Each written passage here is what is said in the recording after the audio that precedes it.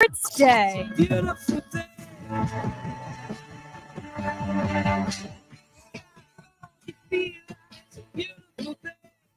it up. It's Sports Day with Dan Day. Miami, this is the day we have been waiting for 23 years. Miami Dolphins, Kansas City Chiefs. Who cares about the weather? Let's throw down. I am Dan Day, by the way. My cousin, Vladimir Louison, has joined me. Vlad, start us off. Say something controversial. If the Dolphins lose today and they get their ass blown out, pause, but they get destroyed, Street's gonna need a body. Street's gonna need a body if the Dolphins get blown out. Now, what constitutes a blowout tonight, Vlad? I'm talking about. Listen, with the weather, I don't think this will be a high-scoring game. I think it will be. Nah, I don't think so. But I'm saying like if they get 23-3, you know, so 14 points or more, is that a blowout? 14 points or more will be that's a blowout. Okay, and like definitely 2 touchdowns will be, to me, 2 touchdowns or more will be bad. And I'm just saying the way if they look, there's a way of losing. And I said this early in the week on Tobin Leroy, so definitely we're going to talk about it. It's the context and how you lose. Mm-hmm. If you lose a 13-10 games, 17-14, disappointing. But yes, you can say they competed, the weather, whatever excuse. You can make excuses for them. They lost, whatever. If they get blown out, bro, they get blown out. If they really let that cold mentally break them, I don't know, boss. You talking about a quarterback that's going into a contract year. We're talking about a head coach who all year, all season, and pretty much most of the hard knock in season, talking about we're trying to win games in January. Remember, we don't get a Super Bowl in week 13. This is what we built for. This is what we built for. No excuses. We're not the same team that lost 5 in a row last season. And then if you think about it, everything lined up right for you. You controlled your own destiny, fam. And they control their own destiny for multiple games. Okay, fine. Boom. Man, you beat Dallas. So the Streets need a body, though. Right. No, you beat Dallas, right? You beat Dallas fairly, nonetheless. But you finally beat a team with a winning record. Correct. Then you go against Baltimore in the biggest game. You win that game. What's up? I know injuries happen, and every team is going through injuries right now. So there's no excuses. I don't want to hear that. Bro, you lost a 2-touchdown lead against Tennessee on Monday night. That's what hurts you the most. That loss hurts. You're a number 2 seed. If you don't let Will Levis Vanilla Ice, you lose to Baltimore. You get blown out. You didn't just get blown out by Baltimore. Your back got blown. They took your girlfriend, bro. Man. They took our girlfriend. It was nasty. You took your girlfriend in front of us. Yeah. Okay, fine, cool. You control your own destiny. But you still hold your own destiny. All you got to do is beat the team that's been the bullies of the block the last 3 seasons in the AFC. At home, Sunday night. What's up? They didn't play well. Buffalo did not play well. Josh Allen did exactly what Josh Allen does. He'll give you plays. He made turnovers. Defense played well. Defensively, it wasn't the same. And they haven't looked the same in a long time. Maybe since that Commanders game. The offense hasn't really looked the same. You had your chance of hosting a game tomorrow afternoon in 75, 78-degree weather. But no. Now you're going to a game where temperature will be -5, but with the wind chill factor at kickoff, it's -30 degrees. When they're calling both teams to give them every possible information they can to keep their asses warm, and one team actually plays there and lives there, right, that's the difference. And the other team is flying from 80-degree weather yesterday. That's the difference. Can't blame anybody but yourself. And this isn't the thing I'm worried about most if you're a Miami Dolphins fan, like I am myself and the Miami Dolphins. The Bills, you bring up a good point, Vlad. The Bills did not play well, but they found a way to win. It feels like this Dolphins team, sans, of course, the Dallas game, finds ways not to win. That's something that you have to worry about. The Bills were not really trying to win that game, get the punt return, get the touchdown. The first touchdown, it was a tip into the air with a great catch. You're not finding ways to win. So if you don't blow people out, and it gets nitty gritty. Dolphin Kane lives in Minnesota. It's minus 17 degrees in Minnesota. But, There's a cold front all across America. Oh no, Big Lynn, who lives in New Orleans, she's been calling me all week. Right now on the YouTube, of course, 560 WQAM, on the Twitch, also, of course, Odyssey app. She says it's like 31 degrees during the middle of the day in New Orleans. So you figure you go up there, Kansas City, whoo, it's too cold to snow, Vlad. It's too cold to snow. And if you've ever lived up north, you know that's bad. And they going. That's why I'm upset. That's why I'm upset. If you're a Dolphin fan and you're upset, I understand, because, dude, you controlled your own destiny. But even with the losses and some of the losses in the destiny, the goal is still okay. You take a step down, but hey, get that 2 seed. All year long. That 2 seed. All year long. What do we hear? We're playing for the end of the season. We're playing for the playoffs. And what did you do at the end of the year? You crapped the bed. You did. Yeah. You crapped the bed. If that's what you're building to, once again, I still think the Dolphins are going to win tonight. But if that's what you're building to, and that's what you did, bro, build to something else. And that's why we're living in a time right now. Then this is the reason why I say this. Okay. The context. If they win, dude, everything's cool. If they win tonight, they snap the 23-year postseason drought. Good season, especially the way they win. If you win nobody expects you to win. So if you win, you beat the defending champs, and look who you beat as well. If you knock out the defending champs, then this, to me, you have the confidence you're playing with. You're playing with house money to me in the divisional round. Absolutely. I think you're playing in the house money with divisional round, and you'll know one thing: you're playing in the city, whether it's cold or not.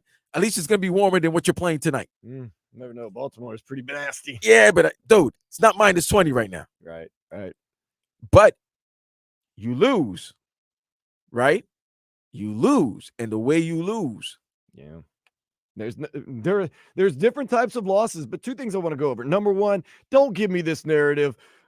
They have to play in it too. Number 2, not everybody on the Dolphins is from Miami. They're from all over the country. They live here. They're accustomed to the weather here. People in Kansas City are more accustomed to the weather there. Therefore, the players, that's why it makes a difference. So don't say, well, the Dolphins have players from Wisconsin. They should be able to deal with it. No, they don't live in Wisconsin anymore. They day-to-day live in Miami. So the weather does make a difference. Don't sell me on that because they were born somewhere else, that they're used to the cold. They're not. So stop selling me that. Number 2, back to your point, Vlad. If the Dolphins were to get beat up tonight and lose, the streets need a body. How big of a body do the streets need, though? Because I don't think it's a big body the streets need. The streets need like a Vic Fangio or something like that. No, I don't think Fangio goes. He's not that big. Okay, so here's the reason why I say this. Listen, let's cut somebody. Okay, and I know everybody thinks I'm crazy because people think I was trying to call for coach to get fired, and I'm not saying coach to get fired. But what I'm saying is, Daniel. Okay, I know I'm not saying you. People that are saying that. But what I'm saying is, if there is a coach available who just won a national championship and that has Wolverine, maize and blue ties with Bosch Ross, says he wants to come to Miami, I wouldn't be mad if Dolphin fans say they want some khakis in December and January instead of Nike Fits. Okay.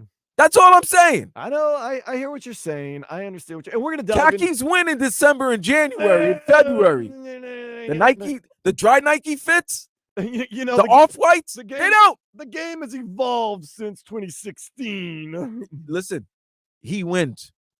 His game, the type of team that he coaches, he leads. They can play in any type. Let me tell you this right now. I tell you this, Dolphin fans, and text in, whatever. If Jim Harbaugh was leading this team to Kansas City tonight, would you be worried about the weather? Would you be worried about, this team might not be, 100%. might not be able to show up and play? 100%. I don't think so. 100%. I don't think so. I don't think so. I don't think so. Personally, I don't think so. I think if Jim Harbaugh was leading this team to Kansas City in the cold weather, I don't think you have this amount of doubt. There's a lot of doubt going in there. going tonight. There's a lot of doubt going in. You haven't won a playoff game in 23 years. You got a banged up defense where half the guys aren't playing. You and I might be edge rushers tonight. I don't know. I haven't checked my email lately. They need edge rushers. They've gotten guys off the streets. You're playing the defending champs that know how to win, drop balls and all. Pause. You're playing at their place. It's cold. Tua's never been in a playoff game. There's a lot of question marks. Throw it out there. Let me tell you this, though, Vlad. Mm-hmm. You get off to a fast start, that weather gets a lot warmer real quick.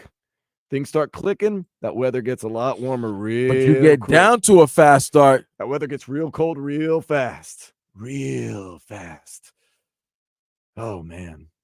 I like I said, is this one of those games, Vlad, that we always say we could win by 20, we could get beat by 20? Hold on. Another thing is, don't do this, Dolphins. Timeout. Don't get down by like 35, and then at the very end of the game, make it like a 7-point game and lose. And everyone's like, oh, it was a good game. It wasn't a good game. Hold on, Kuzan. We have breaking news. Oh, wait. Breaking news.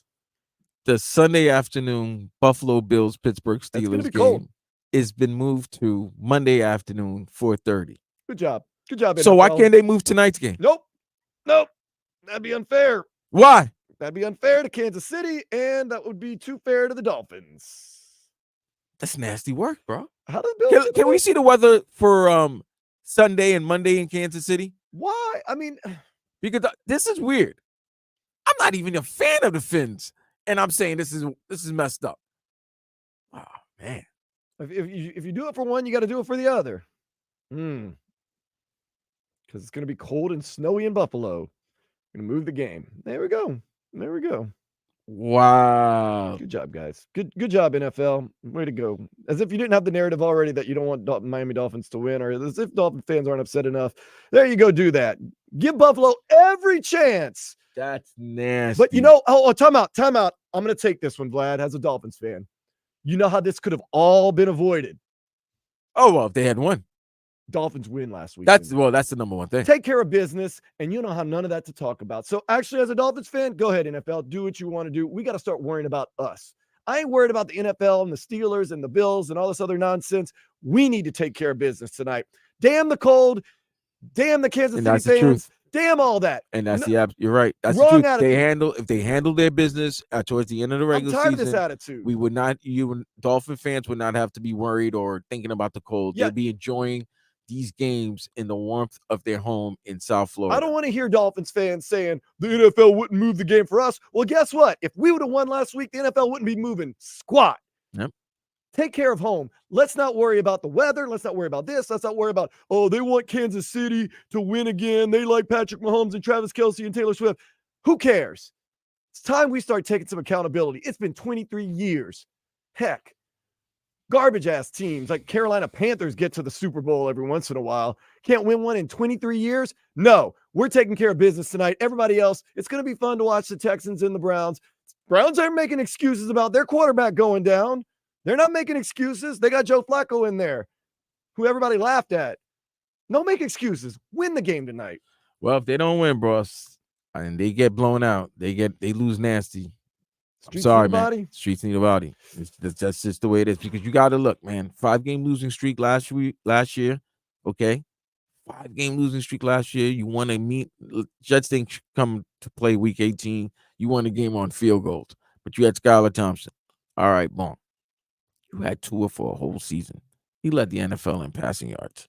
Healthiest player on the team, by the way. You have the offensive player of the year in the NFL in Tyreek Hill. Yes. You had that one of the highest. You had a defense. You had a top 5 offense, and you had a top 10 defense. Mm-hmm. Defense gave up legitimately. You don't count special. Dude, once Jalen Ramsey came, that defense went to another level. And they've been injured too. And they suffered injuries, but everybody suffered. That's the thing, bro. This year, I can't say anything. Look, I could be bitching and complaining. My season ended after 4 plays. All right? But it is what it is. Good. Everybody else got hurt. One team won 11 games with 4 different quarterbacks and an old man that was on the couch 6 weeks ago. All of a sudden, Waka Flocka Flames is throwing passes and touchdowns and leading the Browns to a 5th seed, to a point where everybody thinks they might be a dark horse to get to the Super Bowl. The team that they think could knock off Baltimore. So teams get injured, man. Yeah, that's okay. No excuse. Teams get injured. It's how you It's how you come back from those injuries. It's how you recover. I'm not a believer in woulda, coulda, shoulda. So therefore, I can't give him a pass on with the injuries. Nope. Or yes, are they bad timing? Yeah, most of them are bad timing. Hey, Most of them happen in bad timing. C'est la vie.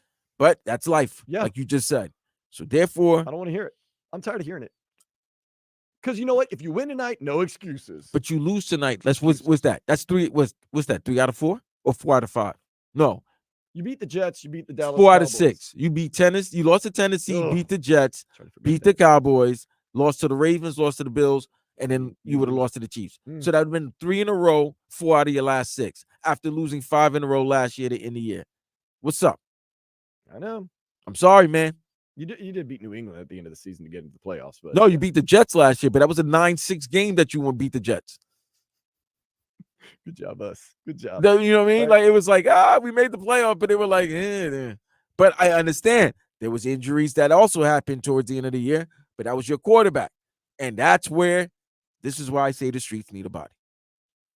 Because it's either going to have to be a coach or the quarterback. Mm. Because when your quarterback is still healthy and he's the guy.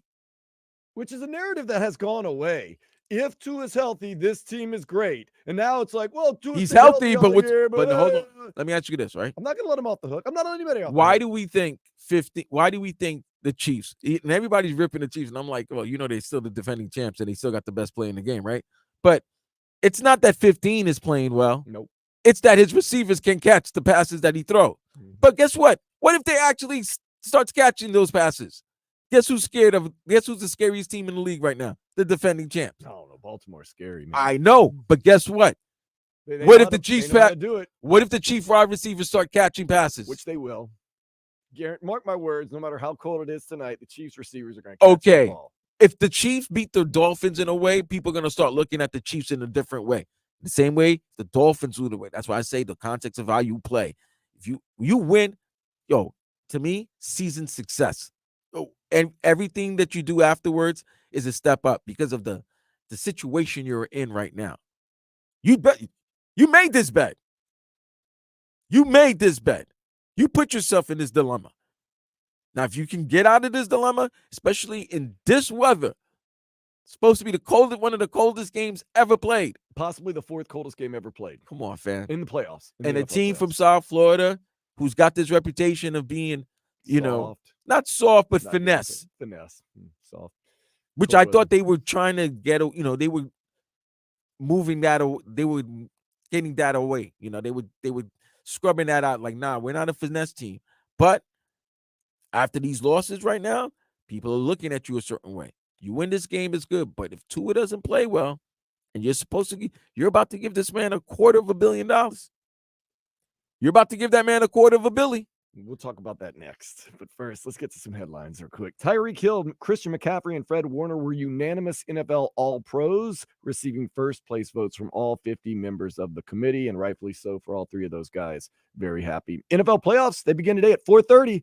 I think it's more like 4:20, but you got me on that one. Texans-Browns. A lot of people excited about that. And then tomorrow was supposed to be Buffalo-Pittsburgh. That's been moved. 4:30, you get Packers-Cowboys. That was the original Ice Bowl. Then at 8, you get Rams and Lions. We'll get into your takes and who you think's going to win these games a little later on. But, man, Sam Reinhart scored with 0.0 seconds remaining in overtime to give the Panthers their 9th win in a row the other night down in the LA Kings. Oh, yeah, man. It was a great game. I was there. Devils in town tonight at 6 o'clock. I'm guessing the crowd will be a little light.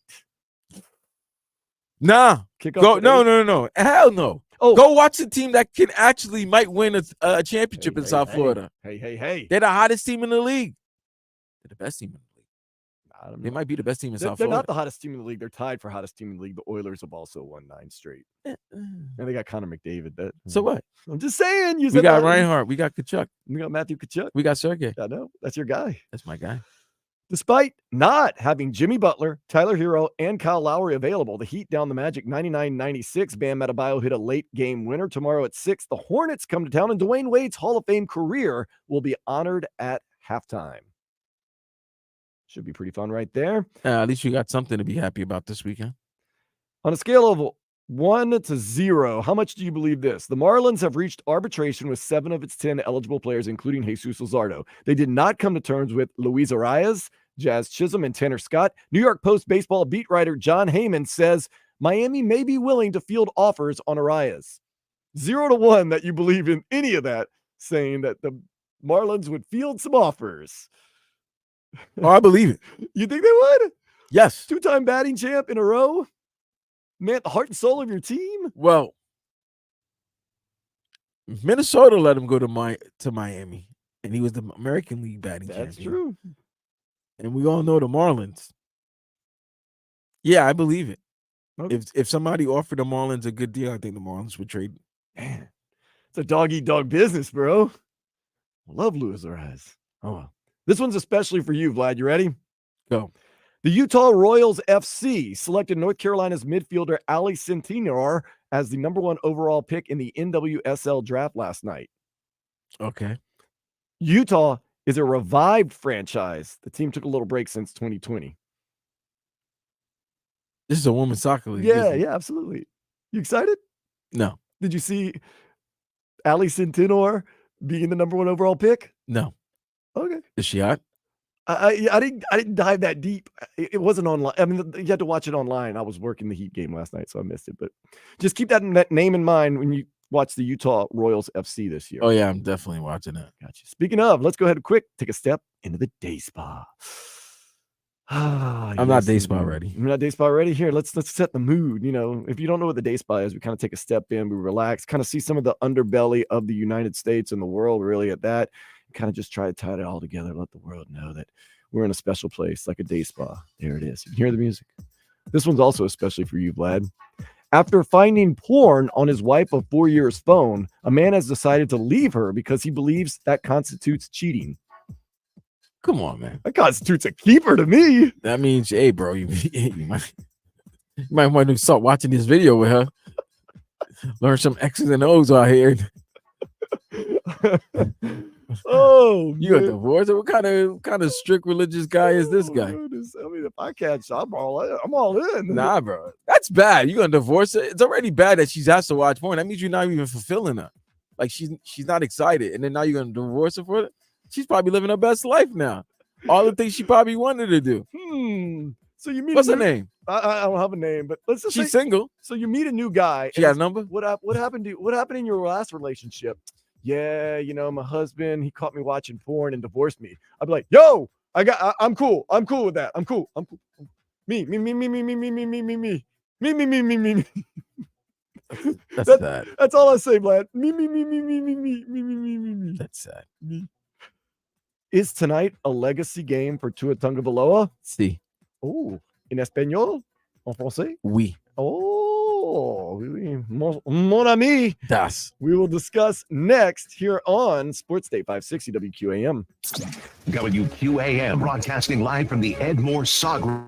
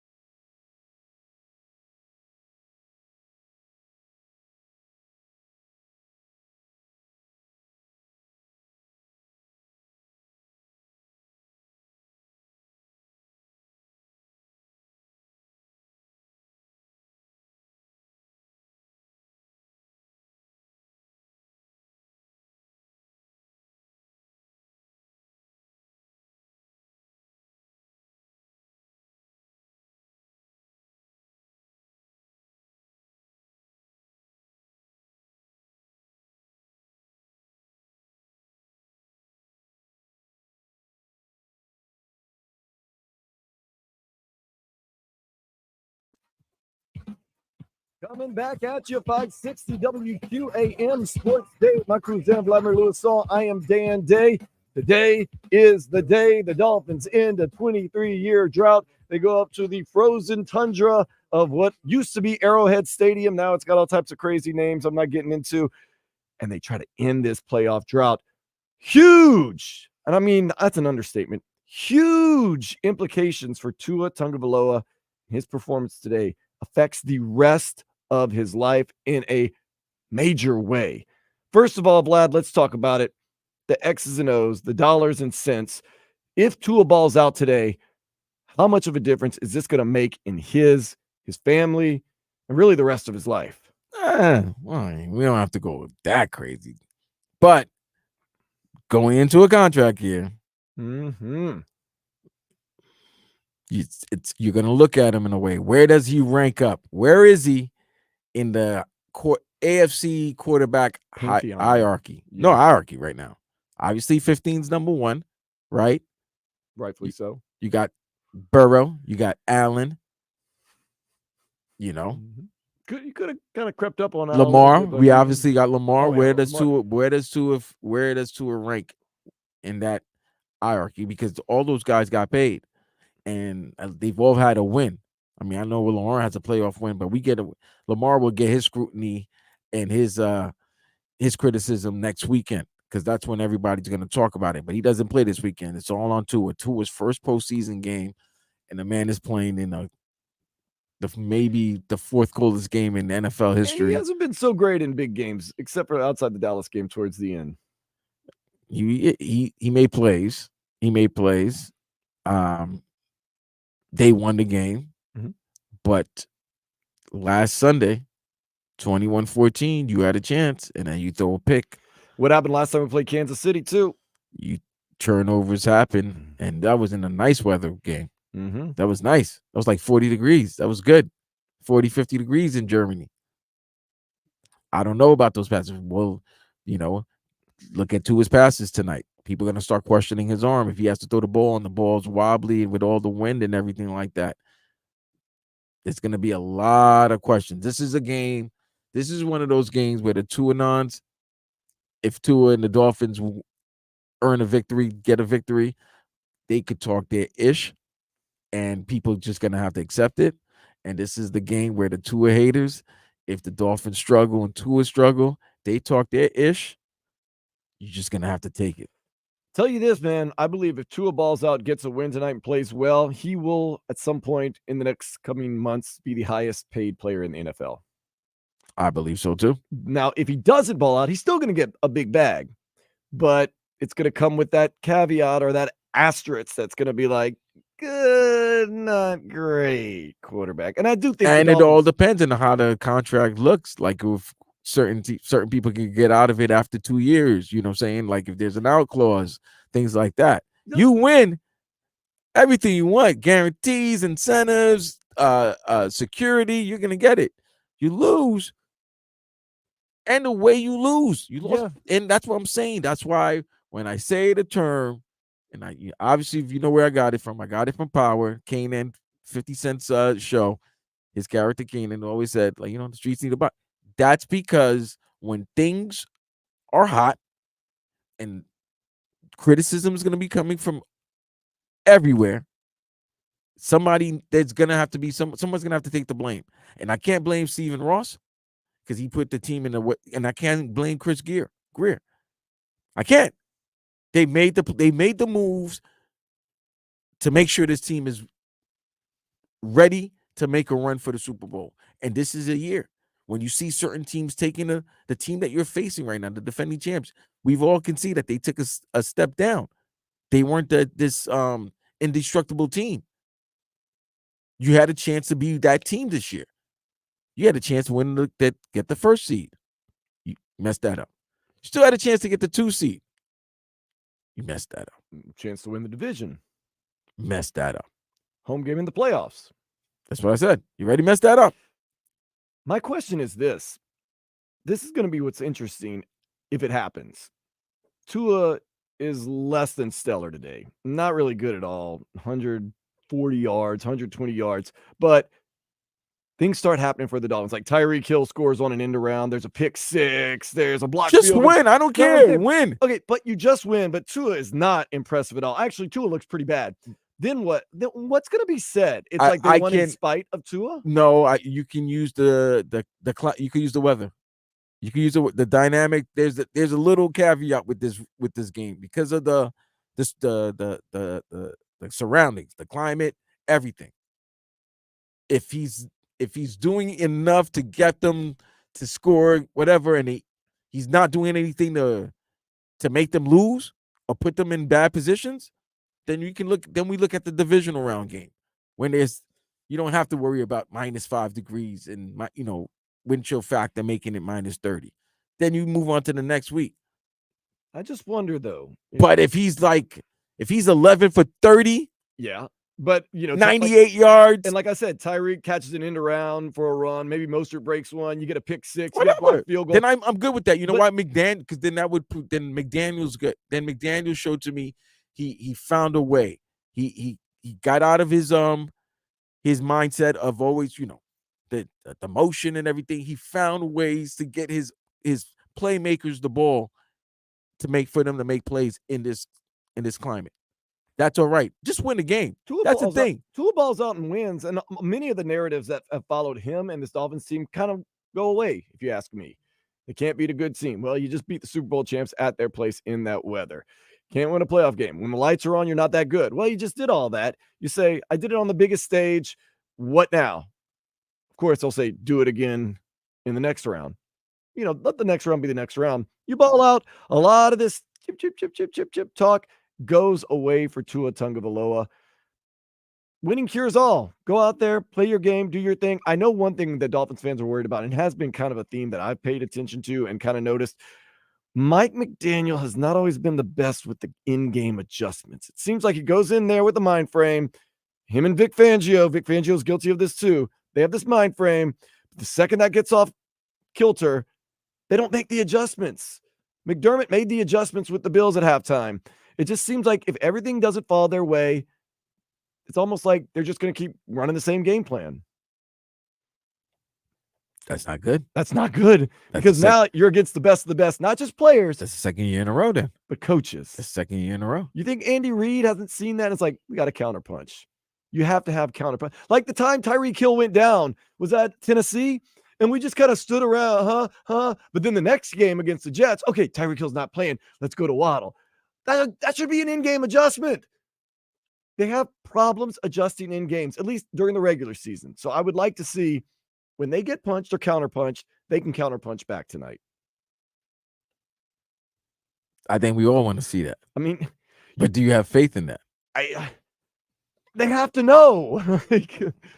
All these people that say this stuff, like players don't know who's next on the schedule. They don't listen to the outside chatter. That is bull.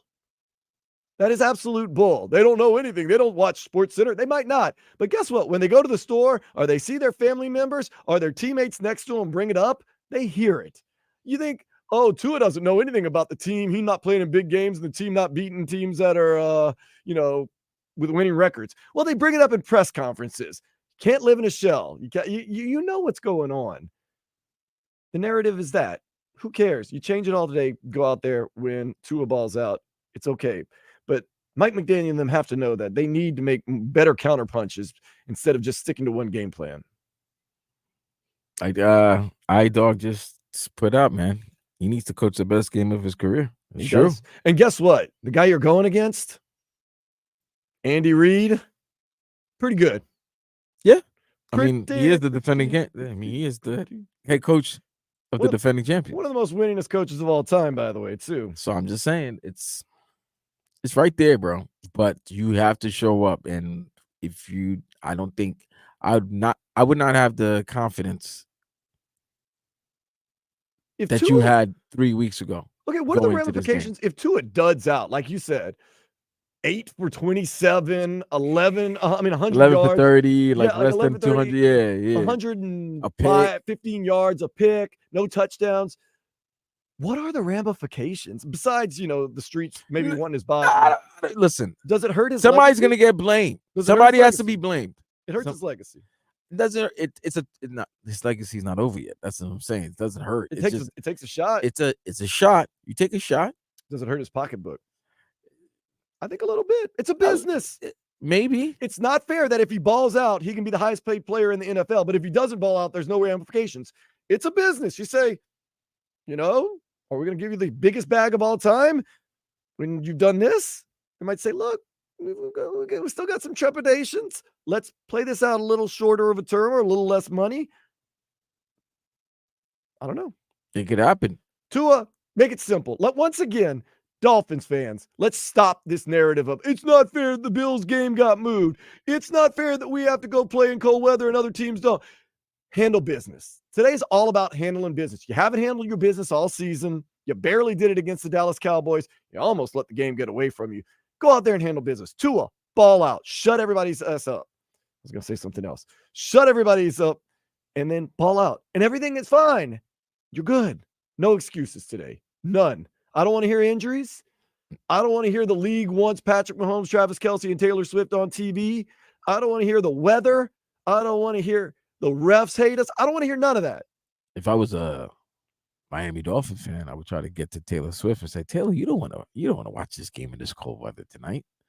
And if Taylor tweets, I don't know if I want to come to Kansas City and watch this game. I bet you that game is shut down and starts tomorrow. She's a soldier, man. She's a soldier, though, man. I don't like that she's in the crowd possibly tonight because she's not gonna be in no crowd. She's gonna be in a suite. You know what I mean? No, I ball out in front of a bad one, so Kelce goes. That's it. It's playoff time. They're gonna ball out, but she's gonna be in the warmth of a suite. That's true, man. That sweet life is so good. Oh well, we'll see. No excuses tonight, Dolphins fans. No excuses. Speaking of cold weather and Tua up next, we're gonna get into what I like. It's more gonna be like what we like Tua saying about this impending weather. It's gonna be cold. That is next here on Sports Day 560 WQAM. Hey, down on the corner.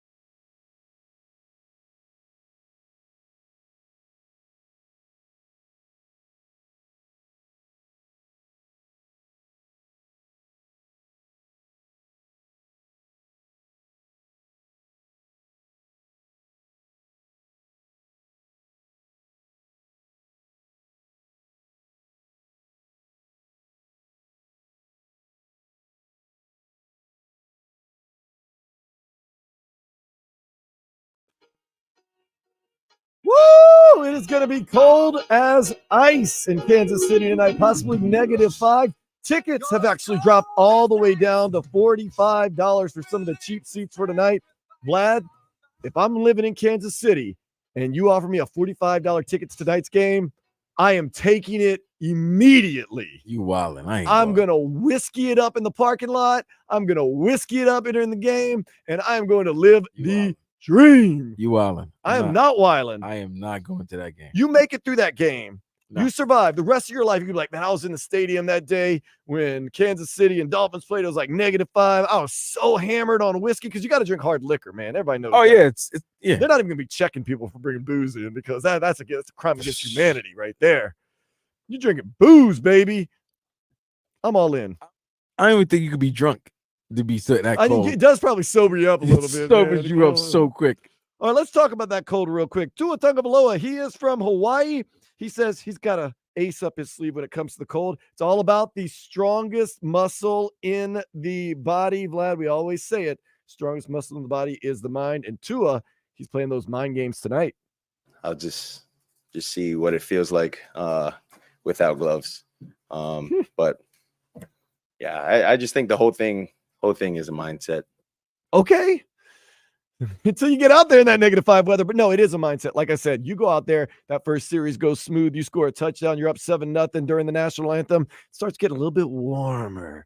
Get up 14-0, a little bit warmer. You get an interception on Patrick Mahomes, a little bit warmer. All of a sudden, you start taking off layers. Well, I'm not going to get crazy, but you play well. It gets a little bit warmer every time. Well, I don't know. How is Tua preparing for that cold weather? He explained earlier this week.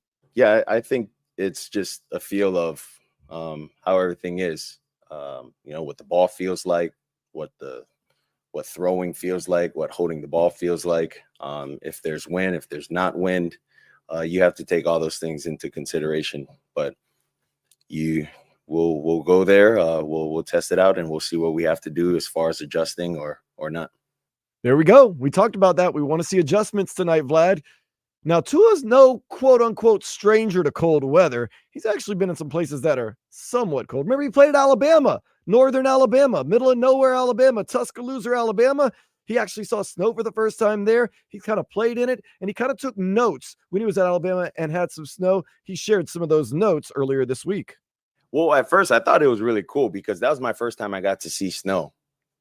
And now everybody's like, wait, it snows in Alabama? Yeah, it's crazy.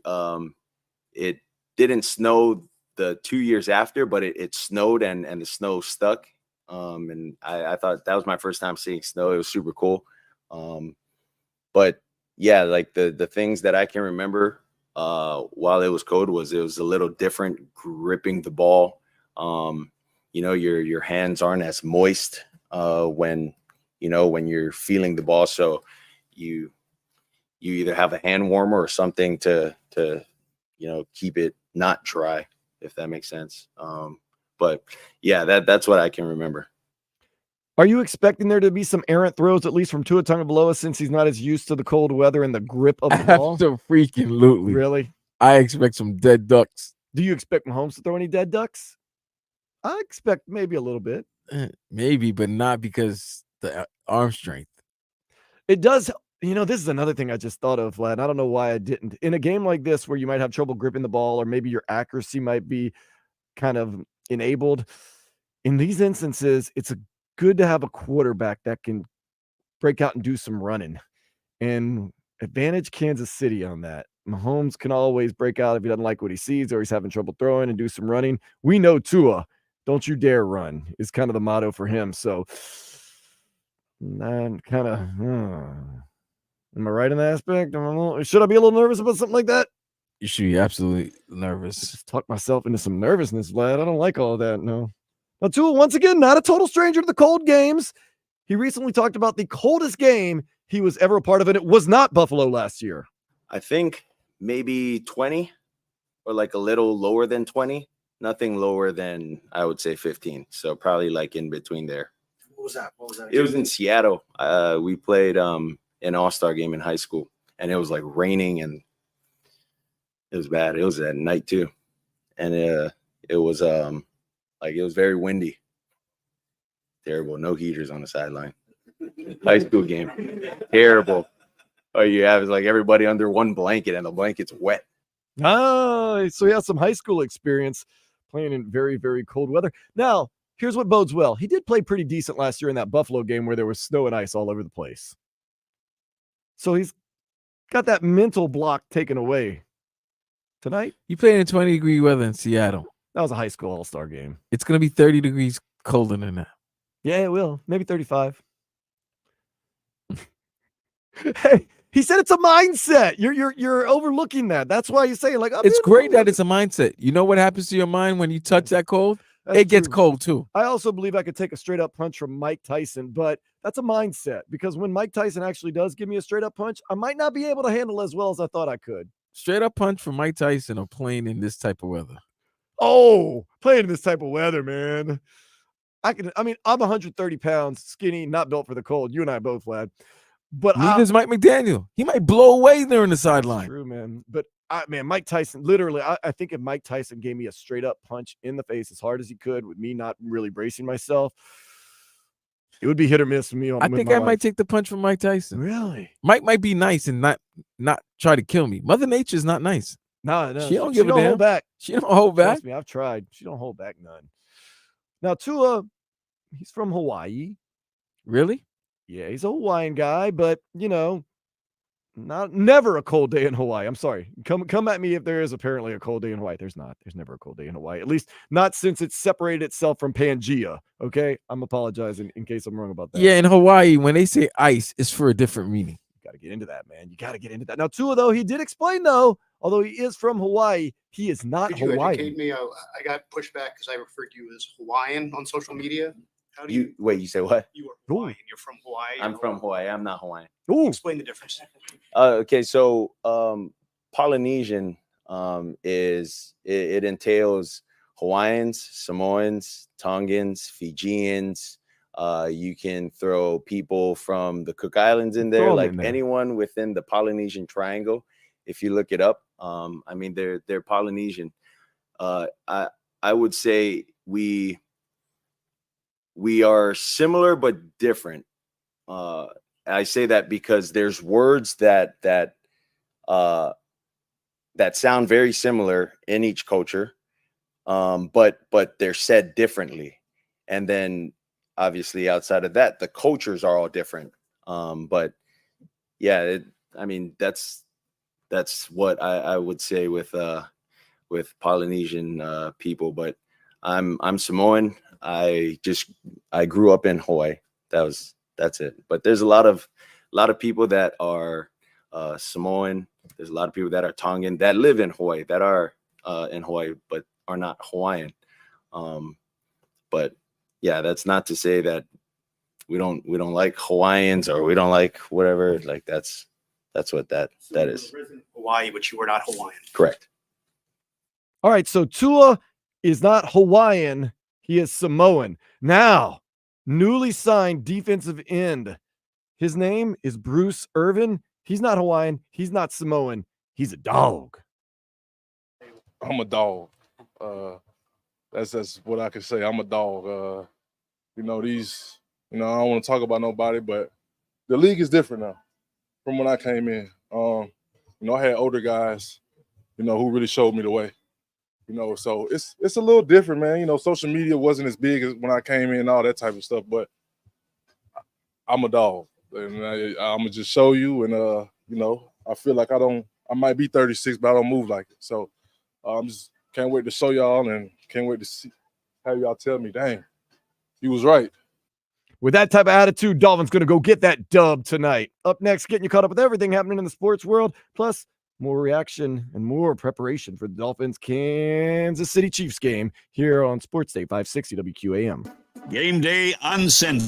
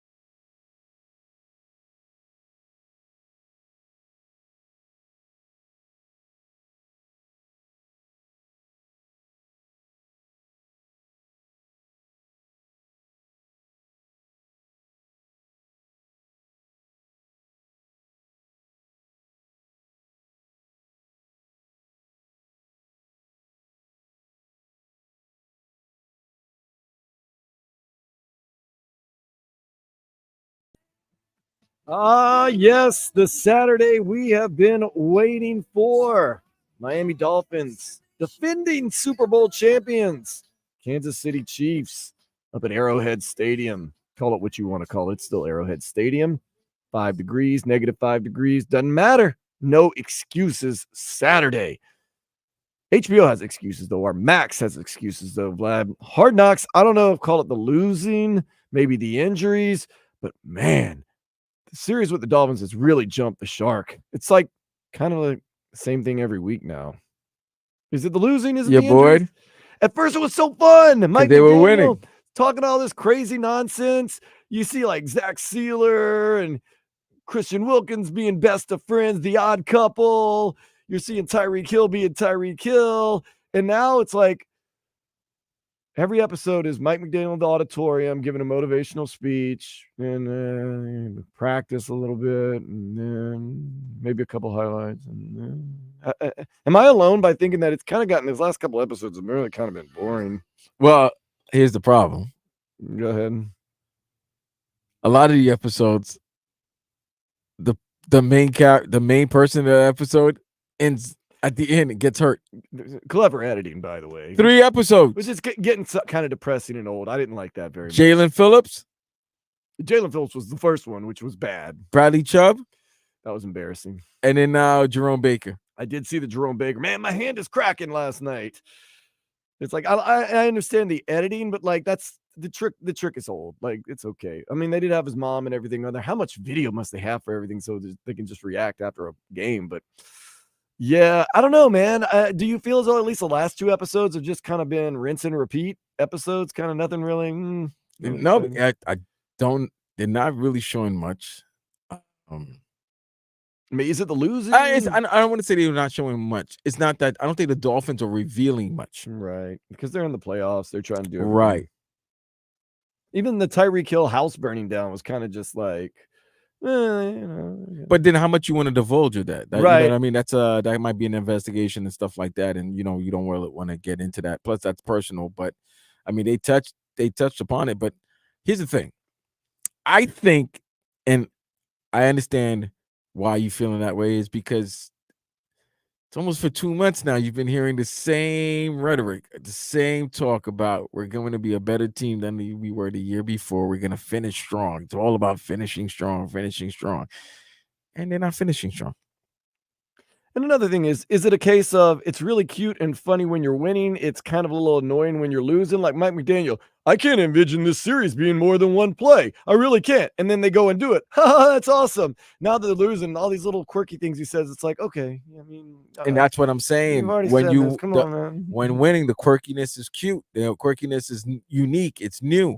But when you start losing or you're not living up to the expectations or the expectations that you put on this fan base, you know, fan base wasn't talking Super Bowl.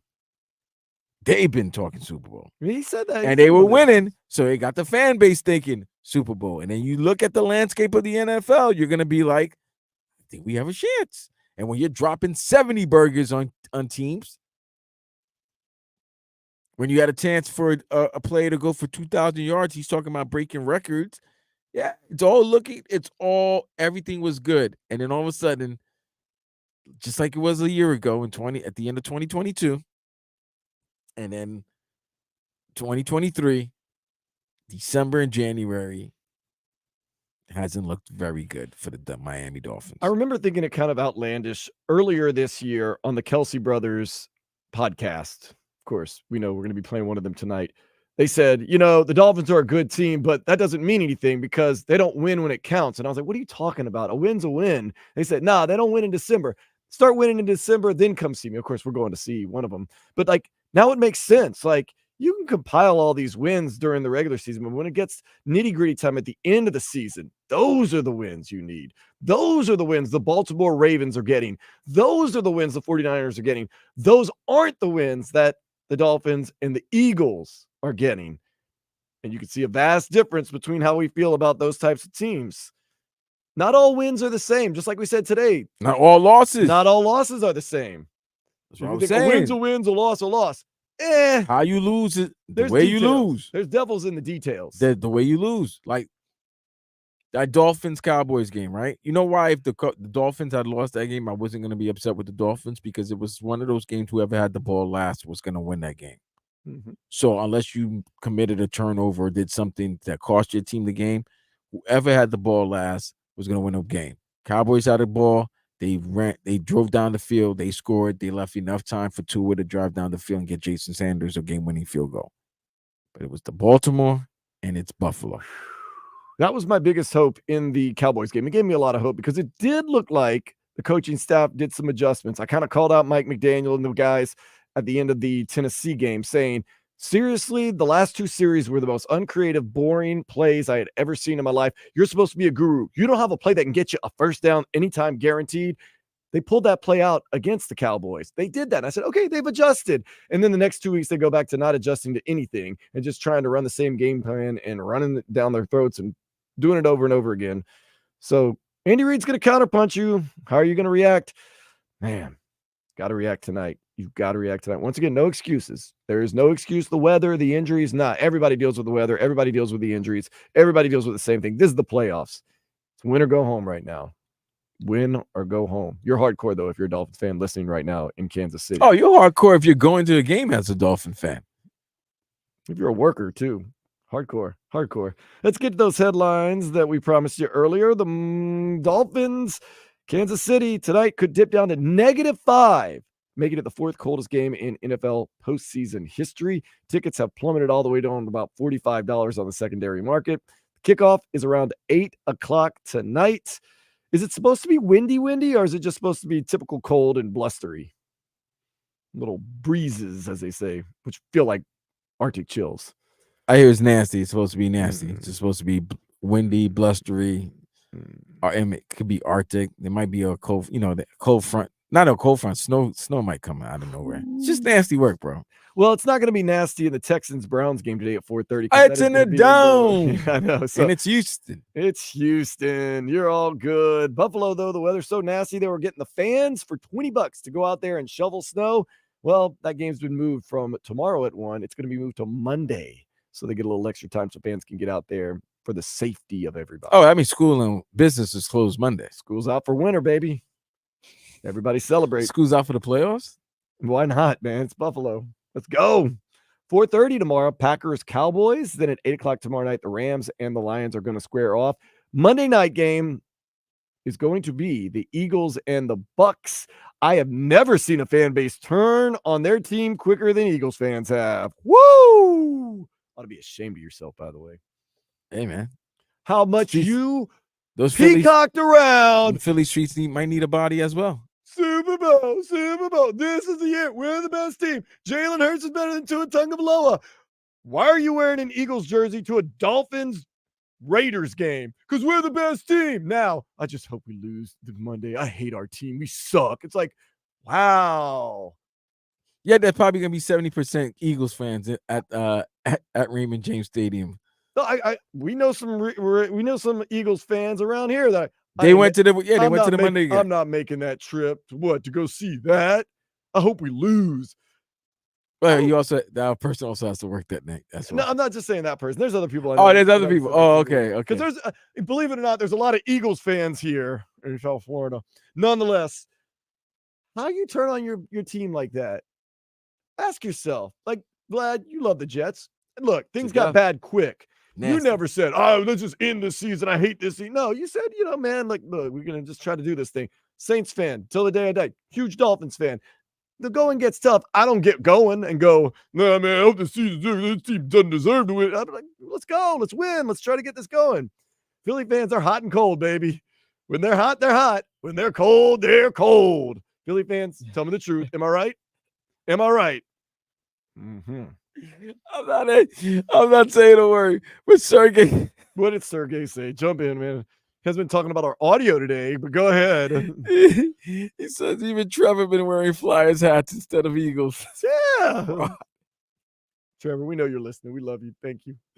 That's my boy, man. I still got the Eagles winning. We're gonna get into who we think's gonna win. Oh yeah. I still got. Well, I don't know. Hold on. Breaking news. Well, this is not breaking news. AJ Brown's not going to play. Yeah, AJ Brown's not played. He's a baller. And Devontae Smith is banged up. That's what I'm saying. Listen, when I say this, understand when I say this, folks. We are living in a sports world now that you have 2 years to show out. If you don't show out, you may be replaced.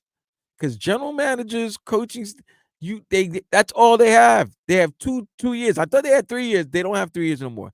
In 2 years, if you think you have a team and you have the right pieces, whether it's in basketball and football, you have the right pieces. In 2 years, you have to show improvement and progression to the point where they say, should we stick to with this current roster that we have now, or do we reload, or do we replenish and refocus? Okay, we've seen it with quarterbacks. Case in the point, just drafted Sam Darnold in 2018. 3 years after that, they drafted Zach Wilson. They were done with Zach Wilson after 2 years. Okay, Dolphins, Josh Rosen, drafted in Arizona. Next year, they got Kyler Murray. They got rid of him. All right. Philadelphia Eagles won a Super Bowl. Philly special. All right. The following year, they defended that title. Got knocked out of the divisional round. Following year after that, they fired their coach. Mm-hmm. That's it. And tonight's outcome also for the Dolphins probably going to affect the way this team looks next year. They got absolutely, it's bro. gonna be a different team, obviously, but how different? It's going to look different because there's guys. We got all right. Your best players. Okay, this is what I said. We live in a time, especially in the NFL, where you drafted quarterback. If you think you have a young franchise quarterback, you put the pieces around him for you to win in these first 3 to 4 years, so that when it's time to give him that 9-figure contract, that $250 million, then okay, you hope that you develop players so that while he's in his prime, you still can compete for a title, because you're not going to get the draft picks like you once had, okay? And you're probably going to have to sign free agents and stuff like that, and you don't want your cap to be in such a nasty situation that you're not able to get the top free agents, okay? So, X contract, he's going to want one, right? X is going to want a contract. Okay. Jalen Waddle's contract, rookie deal is about to be done. You're gonna have to decide something, which is funny because it's not funny, but coincidentally, his contract re-signing or extension is going to happen at the same time when Tyreek's contract is about to end. And what are you going to do with that? Because your whole offense, sorry to say, is Reek-centric. Okay, it's Reek-centric. It basically revolves all around him. Okay, you got Achane, cool. You got to pay number one. Yep. You paid Austin. What are you going to do with Teron? You already know death taxes, and he's missing 5 games. That's a given. And let's going back on the defense side. Christian Wilkins. What about you said he got to get sacks, right? That man got you sacks this year. Sacks. He's been dangerous. You already paid Zach Sealer. Jalen Phillips, huge question mark. Phillips, okay. You already paid Bradley Chubb, and they both coming back from injuries. Okay. One is going to come back from an injury trying to get that contract. The other one's going to try to get back from his injury to live up to the contract extension he has. Yeah, bro. You win, then you can make the decisions. It's going to be, you can accept these certain losses because you won. But if you didn't win or you didn't get that goal, streets need a body. I'm just saying. You could be that body. If you have a contract year, you could be that body. Whether it's your fault or not, heads need to roll. Heads need to, like, somebody's got to be blamed. Somebody's got to take a blame. Somebody's got to be accountable. Absolutely nuts. Absolutely nuts. Let's get some quick headlines, get everything going right now. Jimmy Butler, Tyler Hero, Kyle Lowry did not play, did not matter. The Heat beat Little Brother, the Orlando Magic, 99-96. Hornets come to town tomorrow at 6. Halftime going to honor the Hall of Fame career of Dwayne Wade. There's also talk that DeJounte Murray could be headed to the Heat. Ooh, that's for another time, another place, though. Inter Miami, they're headed to El Salvador to take on the national team Friday at 8. No word if Messi or Suarez will join the team. After a late debacle to Louisville the other night, the Canes men's basketball team looked to get back to their winning ways tonight at 7 against Virginia Tech in Blacksburg. Tied for the hottest team in the NHL. That hottest team. Forget Panthers. Edmonton. Those Panthers. Last team Edmonton lost to was the Panthers, by the way. If the last team you lost to was us, we're the hottest team in the league. There you go. They take on the New Jersey Devils tonight. That is going to be at 6 o'clock. Get on out there, support those Cats. The Patriots have named former linebacker and current linebackers coach Jared Mayo as Bill Belichick's successor. He will be the youngest coach in the NFL next year. Think that's interesting? Alabama has hired Washington's Kalen DeBoer as the new head coach, taking over for Nick Saban, who retired Wednesday after 17 years with the Crimson Tide. Yeah. Good luck to both of them, by the way. You know how old we are, bro? Good luck to both of them. Yeah, I'm sorry. That's how old we are, bro. To see the end of an era, the Saban Belichick era. And we were there for the whole thing. We were there for, yeah. I mean, I guess so. I don't remember Belichick taking over, but yeah. No, I've been there. That's why I was so happy on Sunday. That's why I've been happy this week. I've been very happy this week because the whole Belichick era started with him, basically saying F you to the Jets and then taking the New England job. And his dominance started because Mo Lewis decided he wanted to crush Drew Bledsoe's ribs into the sideline, and then that's how Brady became quarterback. So it was apropos that his last game as a New England Patriot, and maybe quite possibly his last game as a head coach. No, bro. The phones ain't calling for him, man. They don't want the old. They do not want the old anymore. This is why it was apropos that the Jets beat Belichick in his final game as the New England head coach. And then you saw Saban retire because he doesn't want to deal with the NIL we know that. and BS anymore. It's just a little too much for him. And he's at 71. Then you see Pete Carroll, who's old, he's the older than both of them. He got let go. I thought he had adapted better than both of them. But they didn't want to hear our voice anymore. And then we've heard rumors swirling about Mike Tomlin. Think about it right now. One of the best coaches in the league.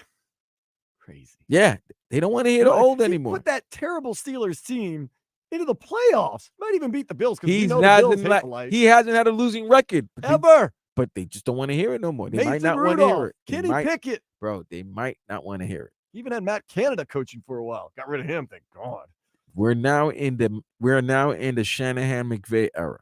It is the era. Mike McDaniel, throw that name in there. We're in the Madden era. The coaches were mad. They play Madden all the time, and that's why they do stupidness on 4th and 1 and when they should run the ball and stuff. But they pass it. I hate kicking field goals. Yeah, okay. We live in the young analytics era, and this is where we are right now. That's why I'm shocked that you don't hear Belichick's not gonna. His phone's not ringing, bro. It's not blazing, bro. They want to hear a young voice. They want to see a young creative mind. Well, you know what makes you feel young every time? But before you continue, that young creative mind is not getting the job done. That is true. You get a younger creative mind or a newer. That is true. Though Sean McVay did get one. Yeah, but McVay's great. He's been to the Super Bowl twice. He's won with bums, and he got back to the playoffs. McVay's good. Shanahan's good. McDaniel's got to show something, bro. Yeah. I know it's his second year. He improved from 9-8 last season to 11-6. I will say this about Mike McDaniel. Last year, he made some rookie mistakes. This year, he seems to have also kind of been a little hasty and made some mistakes. That a younger coach, been out coached a couple times by some of the older coaches. Yeah, did he really learn from the mistakes last year? I'm worried about that. That's what we have to worry about. So if he doesn't learn from the mistakes from last season, what are we doing here? We're gonna go to another year with this because you go another year with this, and you sign Tua.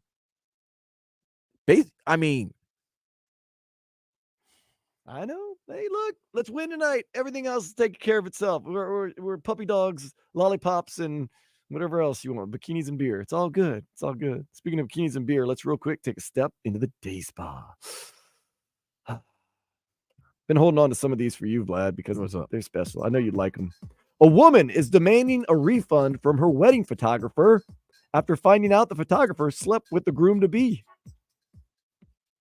Wait, the photographer was a female or male? Oh, it was female. Oh. It's fair. I want that refund. Let's go. Why you want a refund? She slept with your husband. When? Right before the wedding. The night before the wedding? Well, yeah, they were taking pictures, getting ready for the wedding, and Wait a minute. Okay. Come on. Why are you hiring a female photographer? No, it's not even that. So he smashed right before the wedding. So he was still single, technically. But he was engaged. You're not. He was getting married the next day. Yeah, give him. Yeah, she should get back the refund. She should give the refund. That's all she's asking for. Because she wanted to throw hands. She could throw hands at her.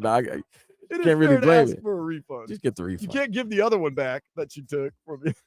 Can't You get that back. You gave her two things. He One get- of them you can't take That's back. one deposit you're not getting back. That's one deposit you're not getting back. Let's get into this coaching carousel next here on Sports Day 560 WQAM. WQAM broadcasting live from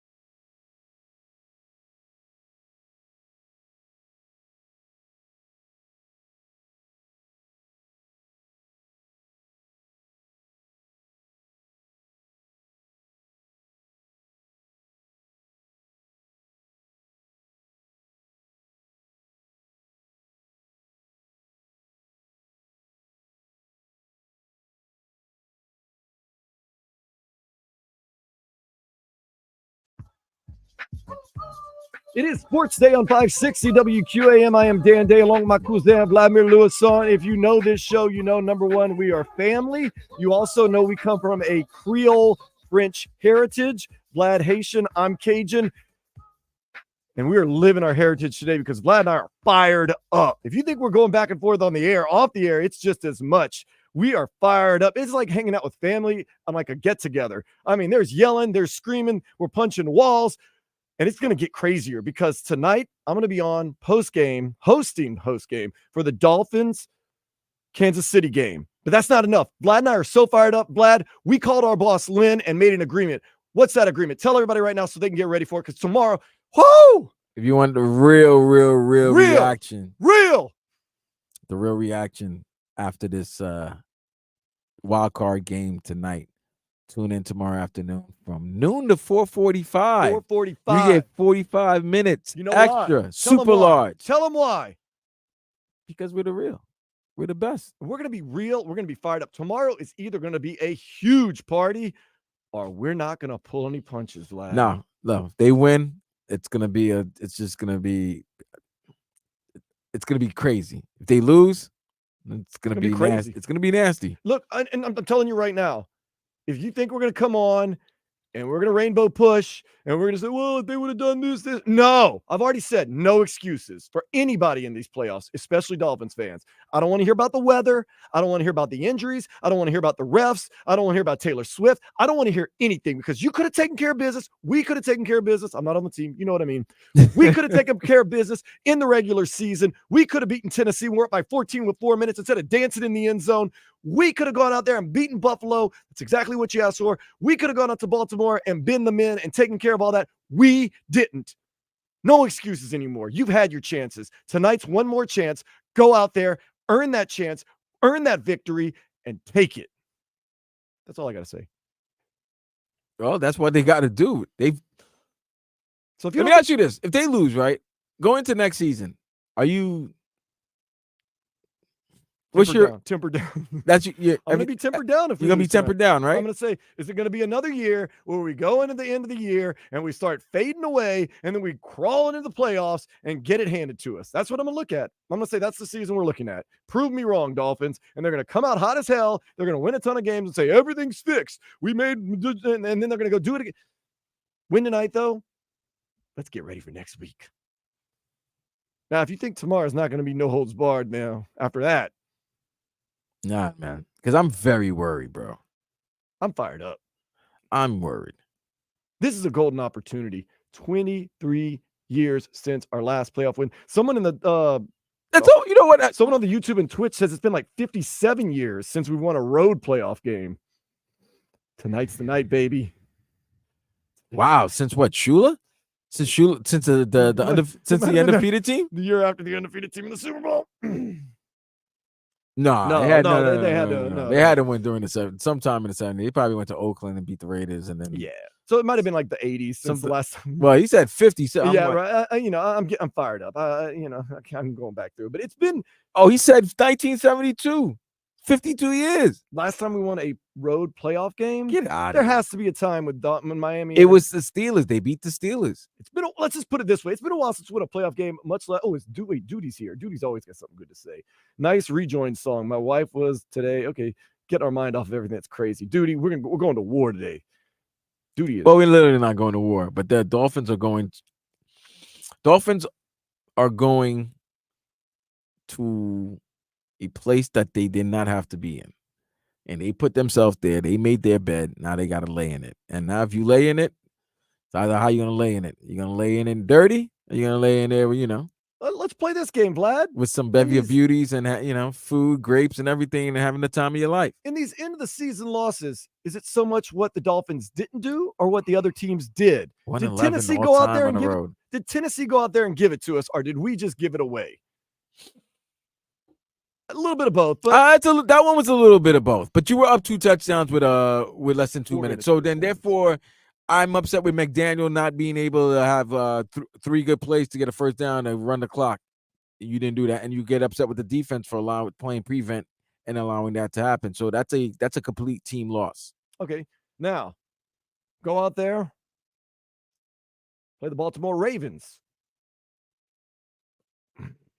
Baltimore just beat you. They just beat you. There's no excuse. Hold on. Yeah, I'm sorry. I got to the Although Dolphins. we were up at points. Somebody did make a good point. Dolphins beat the Seahawks. Yeah, in the 90s. In the 90s. just Yeah, feels like Marino 100 had some years. great games on the I road. figured making the Super Bowl Right. year, they would have. They won on the road, and then they got their ass kicked by Jacksonville, 62-7. So they won a road game in recent.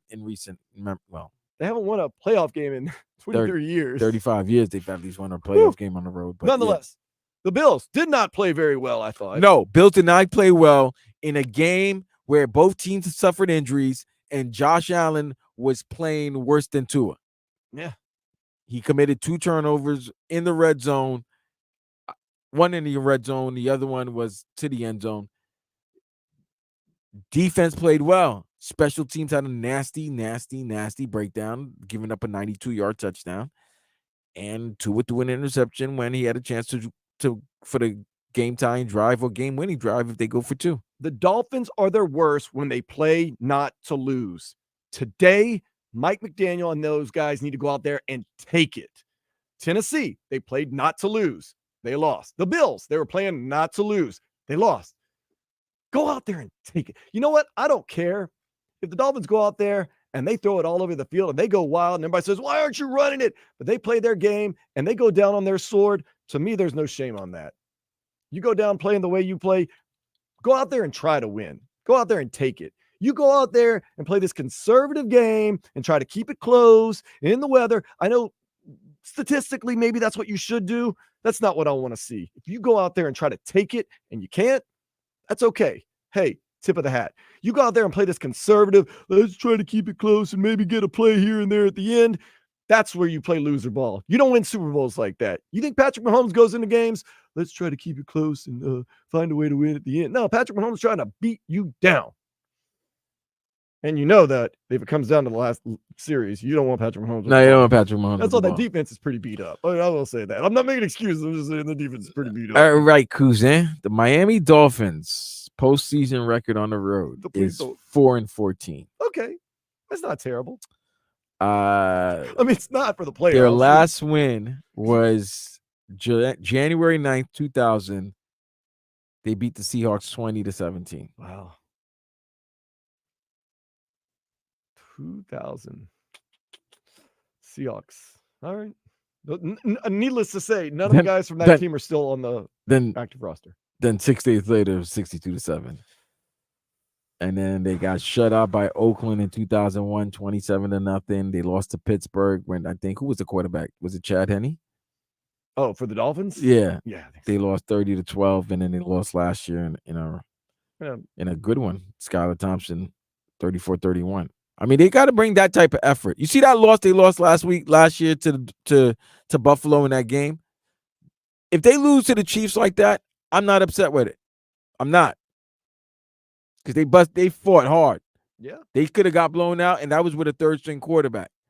It's also against Buffalo, who we know when the lights are on, they're not there. But it doesn't matter. They faced them, and they almost pulled off the upset. Third-string quarterback. Pretty impressive. Third-string quarterback, yes. And once again, if it weren't for Mike McDaniel's kind of not having his personnel ready on that fourth down, there was a totally different game. There you go. I'm looking at all of that. I'm magnifying glass all on that. I need to see the improvement because I'm sorry, bro.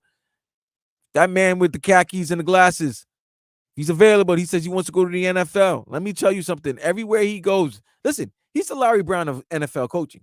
He's got 5 years. After 5 years, that Harbaugh talk, you get tired of it. But within those 5 years, you're going to win and compete and have a chance to win a Super Bowl or whatever title that a national title if he's in college. Stanford, great teams. Everybody thought Stanford was what, like, the Harvard of the West is. Oh, it's a great school. It's like an Ivy League school in the West Coast, right? Turned Stanford into a powerhouse, extreme powerhouse in the Pac-12. San Francisco. He went to the Super Bowl once. What, 3 three NFC championships? 3 out of the 4 years he went to the NFC Super Bowl. Come on, man. Michigan. We know what they did last week. Took some time, but in college they'll give you time. But look what's happened in the last 3 years. So what is his next step? Vlad, I think we'll talk about that in just a few here on 560 WQAM. Hey, want to see the ugly mugs that go along with our melodious voices? Do I have to worry about this? We are on YouTube.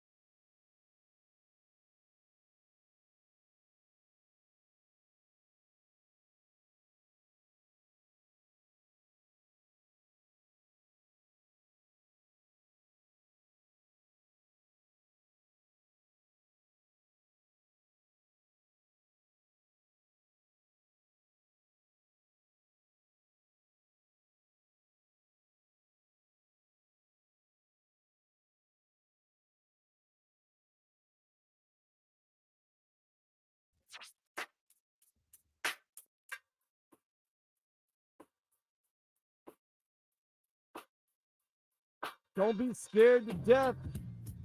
Scared to look. Don't be shook. Miami Dolphins. Ain't no such thing. Oh, they're gonna be shooken, right? Yeah, It's they cold. That's cool. If you're shaking, don't be shook. You can shake and not be shook. Man, there's so many ramifications for tonight's game. Dolphins, Chiefs, so many ramifications for the Dolphins. Ooh, Vlad, we talked about this. There's a couple of coaches out there that may or may not be looking for jobs. Mike McDaniel. Now, let's just say this. 2 seasons, 2 winning records, made it to the playoffs both times. Tonight, though, goes out there, doesn't do the greatest of jobs. There's a case to be made that there's another coach by the name of Jim Harbaugh who's had some success. And there's some people who would say it might make sense to maybe raise the roof, raise the ceiling, and go out there and get Jim Harbaugh. Why would that happen? Why would the Dolphins possibly want to let go of Mike McDaniel, who has been successful, and go for Jim Harbaugh? Because Harbaugh's a Michigan man. We all know Stephen Ross is a Michigan guy. That blue blood. Amazing blue blood. Okay. So you got that amazing blue blood. Also, he's coming off a national title. He's also been to the Super Bowl. He's won everywhere he's been. He's won everywhere he's been. He establishes a culture. And he's always got a type of team that it doesn't matter, man. It could be hell. It could be Hades. It could be hell. If Jim Harbaugh's taking the team to hell, I think Jim Harbaugh can have this team ready to go and win in hell. That's how good of a coach he is. It doesn't matter where it is. It doesn't matter if the temperature is -8 degrees or it's 70 degrees, whatever type of game it is. Jim Harbaugh always has the type of team that's ready to play in any type of game. And that's what I think you need right now. This team is a very good team. I mean, this is a good team. Very good team. Just a good team. Miami Dolphins, they've built themselves a very good team with weapons everywhere. But as exciting as it is to watch them in September and October and November, when the weather gets cold in other cities and other teams in other states, you have to play a different type of ball. And from the last 2 years, starting in December, the Dolphins offense does not look like the same offense that was putting up all those crazy amount of points. Can't blame the defense this year. Defense is a top 10 defense. Right. And last year you were without Tua Tagovailoa, your starting quarterback. This year you had Tua throughout. And okay, so you want to give me that? Fine. And it was his first year as a head coach, right? So he's going to take his lumps. Everybody takes their lumps when it's the first time doing anything, right? Especially being a first year head coach. But you got your team to the playoffs. So if you take a step back and look at it, yes, 5-game losing streak. They lost five of their last 6, but they finished the year with a 9-8. They got into the playoffs and they fared themselves very well against Buffalo with their 3rd-string quarterback. Now you go into this year. You made the move. You made the trade for Jalen Ramsey. You've added depth that a lot of people thought you were top heavy, but when you looked at throughout the season, wow, these guys have depth and they developed some good players. Cool. Buffalo was struggling. Jets were struggling. New England's a mess. You were the team that seemed to be the new kings of the AFC East, and everything was at your disposal. Find the narrative about, hey, you never beat good teams. Well, guess what? You got to beat the teams you got to play. So therefore, you were doing it a majority of the time. You were doing a great job of it because you were, what were you, 9-3? Mm-hmm. 9-3, right? At least 9-3 with the last 5 to go. So you lost to the Eagles, you lost to the Chiefs, and you lost to the Bills, right? No Fine. shame in that. Okay, cool. But you had 4 of the last 5 games at home. Mm-hmm. With those 4 of those last 5 games, your destiny was within reach. You had it. You lost to Tennessee on a Monday night game. All right, fine. It happens. Bad loss, but it happens, right? You won 2 in a row after that. Snuffed the Jets out. Great game against Dallas right before Christmas. Feeling good. Man, I felt good, man. You know what? Cool. We got Baltimore. Baltimore played on Christmas night. They might have been feeling very, very high of themselves because they just beat the Niners when everybody thought they weren't going to beat the Niners. They established themselves as the new kings of the NFL, the best team in the NFL. First drive of the game, you scored a touchdown. Oh, Business okay. as usual. We here. Y'all here. Okay. I'm saying we like I'm one of you guys. But y'all here. Okay, cool. You had a chance to they bounced back. They answered back. Okay, cool. You answered back. Third down. The ball in the hands of your best weapon. Drops the ball. Yeah. So what should have been a 14-7 game ended up being 10-7. And then they scored. They made it 14-10. And then you made it 14-13. And then they made 21-13. And then it was over after that. It was over. Cool. All right. The chance for number 1 is over. Cool. It's bad, but it's all right. Guess why? Why? Because we still could be number 2.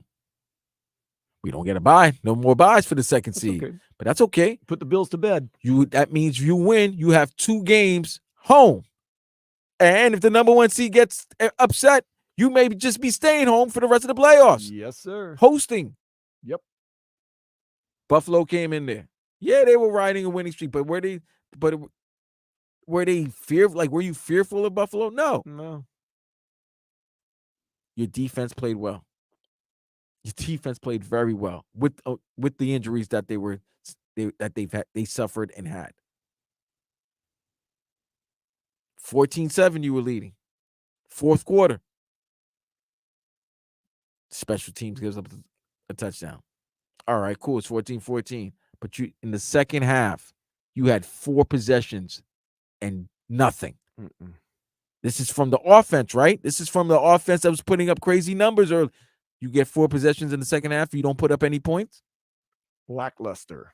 So what's good then? So then now what did that happen? What you did, what did it give you? Not taking care of business, not handling your business when it was in your hands. What did that afford you? It afforded you a freezing game in Kansas City against the defending Super Bowl champs with the best quarterback in the league and the best tight end in the league and probably one of the best defensive rushers in the league. So tomorrow, with one of the best coaches in the league. At 11:30 tonight, if you're a Miami Dolphin fan and your season is over, how are you gonna feel? You're pissed. You're angry. You're upset. Because when you take a look back at everything, I'm 9-3. This was early December. It's not that long. This is like 6 weeks ago. 9-3. You had everybody down here. You had even your haters. Like myself. I'm like, wow, this team is really good. Like, this team could make a move. AFC's not that strong. I mean, it's strong, but he's about to play every game this season. He's leading the league in passing. That was the rule. As long as Tua is healthy, this team will go. There's been a lot of injuries, but nonetheless. But still, 4 out of the last 5 games at home. Yeah. You got everything you wanted. Everything you wanted. All you had to do was go out there and take it. That's why I say tonight, be aggressive. Take it.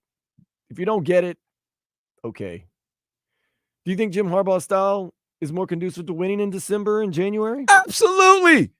Why? Because it's old school and he runs? It's because he knows his team. It's right. Listen. When it's that time, it's about the line. It's about those big, burly guys up front, defensive and offensive. And you know what he likes. He likes those big, burly guys that's going to mash you. And that's one thing you know about his team. They're going to mash you. What he did to Alabama in the Rose Bowl was nasty work, bro. He pretty much made Nick Saban tap out. It was out. He out-coached Nick Saban. Nobody would ever assume that, they're 2 great coaches, but you're going to out-coach Nick Saban. They were just running the ball down their throat, and they were blitzing Alabama's offensive line. They had no respect for Alabama's offensive line. And you saw what they did to Washington. Michael Penix was, oh, man. That boy was suffering. Halfway crook. Yeah, he was shook. You damn right he was shook. He was throwing the ball, and every time he threw the ball, his arm was always holding his side. Oh, them ribs are battered and bruised, baby. They were tenderized. And that's the type of coach you need to go in December and January. You think people would want to come to Miami if Jim and this is not to take a shot at Mike McDaniel, but I'm just saying, though, the way Jim Harbaugh is, the way his team, the mindset that he puts his team. You're talking about a mindset, right? Everything's about mindset. Guaranteed. This is me. This is just Vlad talking. Jim Harbaugh is the coach, and the Miami Dolphins are talking like it's all about a mindset. I believe they have the mindset, and they can go into Kansas City. But I don't know if Nike Fit has the mindset to get this team ready for this cold. That's all I'm saying. Though, we have agreed that it's a young man's league now, and everybody's going young, except you're now advocating that we go old school with Jim Harbaugh. And Cap for life, you're right. Harbaugh's the only exception to the rule. Okay. That's the only guy. I wanted to bring that up to you. He's the only one. He's the only one, because I cannot say that what the McDaniel's done hasn't been good. It's been very good. But I that's how highly I think of this team right now. I think this team could win. This team could win. And like we talked about earlier, they got decisions they have to make. That's why you need to win. Like, you win, those decisions could become a little bit easier. Maybe certain players like, man, I love the atmosphere that we're in. We're winning. I might take a little bit back. So just to be in this winning environment, just to be around this. But do you lose again? If you're Christian Wilkins, this is the second year in a row you lost. How you feeling? You're going to get paid somewhere. You're going to get paid. But where at? And if they really want to pay you earlier, and there might have been some slights, there might have been some, you got no loyalty to anybody. We've seen what this business is. There's no loyalty in this business. No, so right. So this is what I'm saying. So no excuses tonight. Win, and all that goes away. Let's get that dub. Gonna get you caught up with everything else going on in the sports world. More Dolphins talk on the way here on Sports Day 560 WQAM.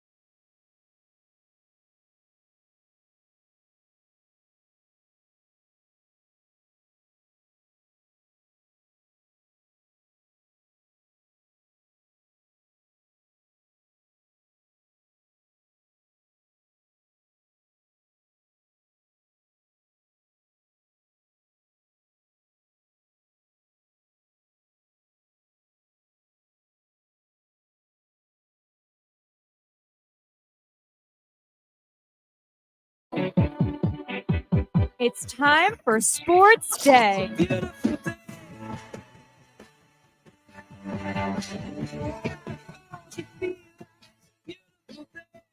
it up. It's Sports Day with Dan Day.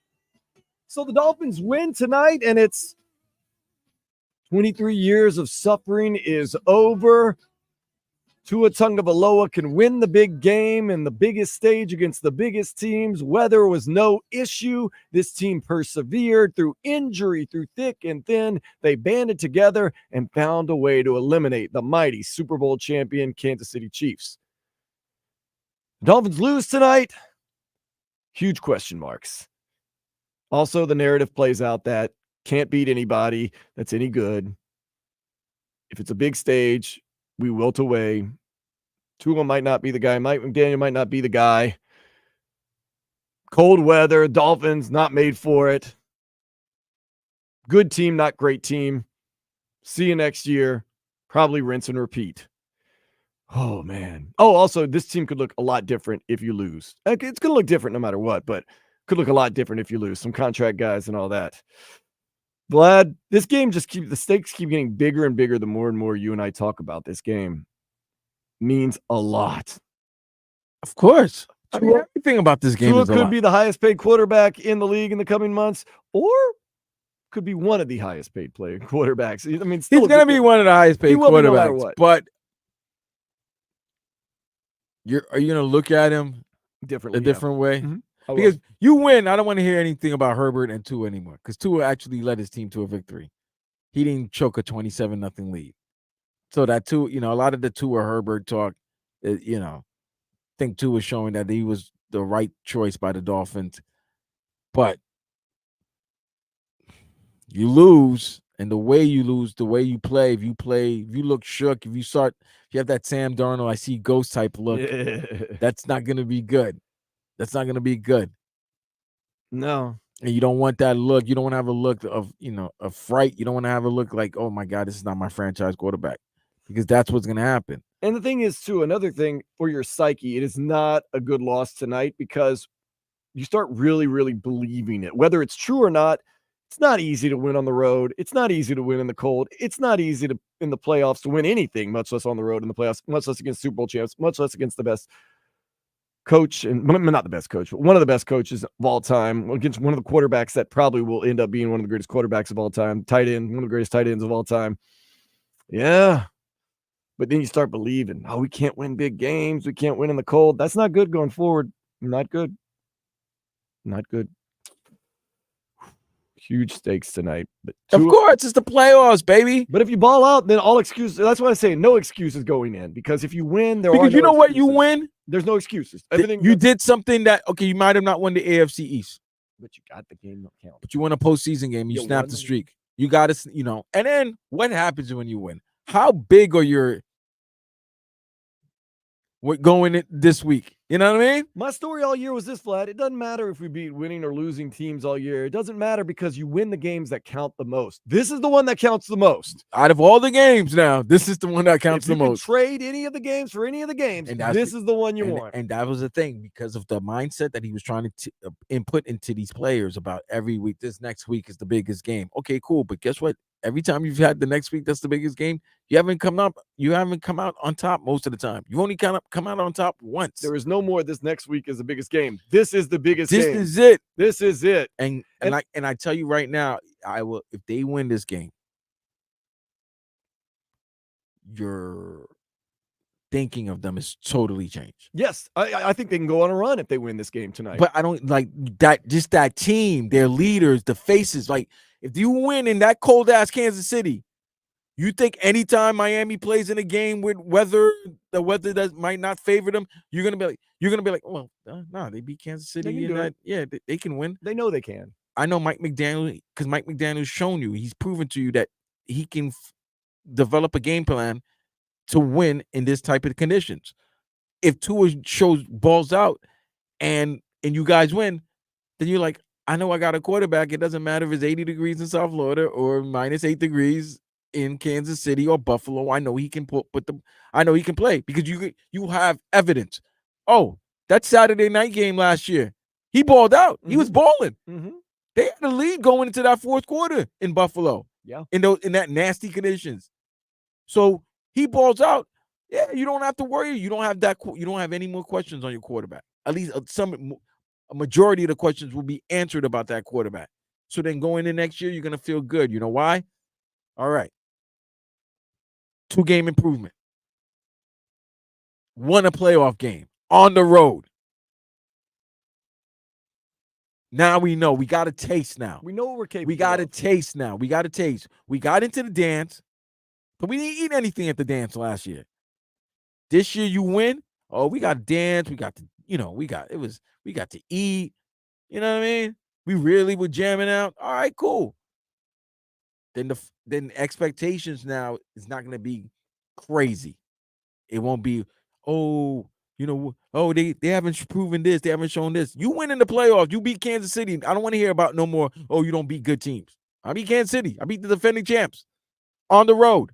I don't want to hear it no more. No matter what, you won the biggest game of the year for you, at least up to this point. But like I said last week, it might hurt a little bit, but if you have a choice between losing to Buffalo and winning the playoff game or beating Buffalo and losing the playoff game, you take the Buffalo loss. Hopefully that's what happened. Hopefully you take your loss last week, you get your W this week. It hurt at the time, but it feels a lot better if you get that win tonight. Kickoff going to be around 8 o'clock tonight. I'm not going to say 8 because, they ain't going to be doing that. Get some early action, 4:30, Texans and the Browns. Very, very interesting storylines right there, man. You got the rookie quarterback. You got the old man quarterback. Flacco, Flames? Balling, man. Speaking of balling, no one's balling like the Panthers. They got their 9th win in a row the other night against the Los Angeles Kings. Is it balling or is it pucking? Pucking. 0.7 seconds in overtime. Sam Reinhart gets it. Next up, Devils in town, 6 o'clock tonight. Now, not too bad. Go to the game, catch the game on all the way back. Listen to a little bit of maybe the pregame will be ended by then. Yeah, it'll be over. We'll have coverage throughout the day. I'll be back at midnight or 11 o'clock to get you post-game coverage. It'll be good. The Heat, they got another win last night. They beat up on Little Brother, the Orlando Magic, 99-96. Little Brother's pretty good. Yeah. Oh, yeah. Paolo Banchero is a great player, man. Bam Adebayo, though, he got that late game winner jumper from the key. In a way, he kind of liked that Jimmy Butler wasn't there and Tyler Hero wasn't there because he got to be the man last night. Instead of having to rebound for the man, he was the man. Very proud of him right there. We got a couple of other things to talk about. The Canes men's basketball team, 11-4 on the season. Look, 7 o'clock tonight to beat up on the Virginia Tech Hokies up in Blacksburg, Virginia. Alabama has hired Washington's Kalen DeBoer as their new head coach, taking over for Nick Saban, who retired Wednesday after 17 seasons with the Crimson Tide and 7 national championships. Ooh, man. And the Patriots also hired former linebacker and current linebacker coach Jared Mayo as Bill Belichick's successor. He will be the youngest coach in the NFL next season. I kind of was surprised. I really thought they would spin the tires on Vrabel a little more, but nope. They wanted Jared Mayo. Yeah, I think Mayo has always been the guy early when there was the rumor that they were going to part ways. So they always said that Mayo was the guy because he's been under the Patriot way, and he played under Belichick. He relates to the players. He's not that far removed from his playing days. Right, I remember when he played. But I would say I wish him the best, but I would have thought Vrabel too. But I don't know, man. It sounds like nasty what's going on with Vrabel because it sounds like the owner, he and the owner that really didn't get along, and she wanted to make the move and get him out of there. So maybe he comes from that Patriot way, so maybe that was kind of getting a little tiring up there in Nashville. Well, Vlad, it's like you said, you got 2 years. He's 2 years removed from being coach of the year in the NFL. Well, that's a 2 years removed. That's a bookmark. If you get coach of the year, you're about to get fired in a year or two if you don't win a title. True story. You don't want no accolades or awards. You just want to go under the radar because if you win that, they're gonna look at you and your team is winning, and then you don't live up to expectations. They're gonna look at you. You win a Super Bowl, you're fired in 2 years. You win a national championship, you're fired in 2 years. Coach Ogeron knows about that at LSU. Baby, when I say this, man, I got examples. Recent. I got receipts. It's crazy. it is crazy how much sports has become. What have you done for me lately? Janet Jackson would be happy. There's people talking about Mike McDaniel if he doesn't win tonight. He's on the hot seat. Crazy. I'm that people. I'm one of that people. Oh, and man. the only reason why I say he's on the griddle, he's on the George Foreman, is if Khaki Pants is there. If Khaki Pants is available and wants to come to Miami, Mike McDaniel's on the George Foreman. That does turn the heat up just a little bit. And Khaki Pants has won everywhere that he's gone to, whether it's college or pro. Just a little bit right now. Let's go ahead and do what we usually do at this time of the day. Let's take a step into the day spa. Dolphins definitely gonna have to go to a day spa tomorrow. Yeah, no matter what, it's gonna be a blistering game. A father in England was publicly ridiculed for changing his baby's diaper at a park and then throwing it away in a public garbage can. How old's the baby? That is a young baby. It's a toddler. So as he made fun of. That's the thing, man. Look, when you gotta go, man. You can't be walking around with a stinky baby. A stinky diaper, man. I don't know. I think those are people that don't have kids, and I don't have kids. But still, man, let that man change his baby. Like, if you want to change your baby, as long as it's not at my dinner table, if you want to change your baby, nurse your baby in public, do all that stuff, that's you. That's cool. My nephew's staying with me. This kid, all he wants to do is run around naked. What the hell's wrong with the kid? It's okay. No. Oh. Come get your diapers, man. Yeah, you don't want him crapping all over the house. That's nasty work. Because he ain't cleaning up. He ain't cleaning that up. To be a kid, what a life. Oh, man. Now, if you are a betting man or woman, the odds are kind of stacked high against the Dolphins tonight. We're going to take a look at that next here on Sports Day 560 WQAM. WQAM broadcasting live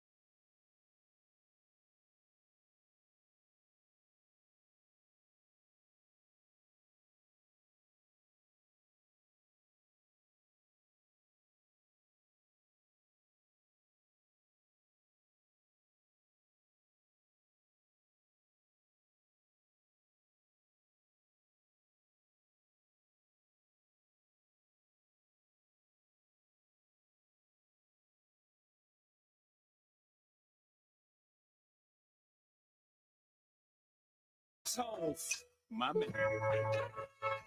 Speech. First of all, I want to thank my connect. The most important person. Woo! Thank him. First of all, want to get that dub tonight.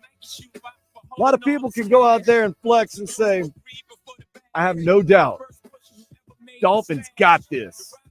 We end the 23 years of not winning a playoff game. I'm telling you right now, that's easy to say, Vlad. When people do that, I tell them this. Show me your wallet. Whoa, that things change all of a sudden. All of a sudden, the peacocking and the flexing and the balling and the confidence. Well, I mean, if you're a betting man or woman, odds are very, very, very stacked up against the Dolphins. Let's just kind of go through some of them. I know you probably have some. I'll go through a couple list. Patrick Mahomes at home in the playoffs, 11-2 lifetime. Jeez. So if you're a gambling person, you're kind of saying, okay, Dolphins haven't been very great in December. Haven't won a playoff game in 23 years. Okay, a little bit. Let's be honest. We keep it a buck. We didn't do keep it a buck because we're just too fired up. Let's keep it a buck real quick. The Chiefs have the better quarterback, tight end, defensive end, coach. Yes. To be honest. And I'm not trying to take away from two of it. Patrick Mahomes, one of the all-time greats. Travis Kelce, one of the all-time greats. Andy Reid, one of the all-time greats. And then, what is his name? Adam Jones? Chris Jones, one of the best defensive tackles in the game. Yeah. Okay. So we got him beat at receiver. We got Tyreek Hill if he's healthy. Yeah, receivers wise, I put it this way: Dolphins skill position wise, other than Travis Kelce, Miami Dolphins have an advantage. So, or yeah, a little better than Pacheco. I would say Mostert. I mean, Mostert. I would take the combination of Achane and Mostert over Pacheco and Edwards-Helaire. But speaking of that defense, injuries. The Dolphins are decimated with injuries. Once again, if you're betting not with your heart, but with your wallet, you're looking at that saying, but then again, they've looked decent. Not even decent. They've looked good against the Bills. Injured, right? Yeah, the injuries are big. Okay. They were injured last Sunday, correct? Yes. Stephon Diggs is one of the best receivers in the game, right? Quiet.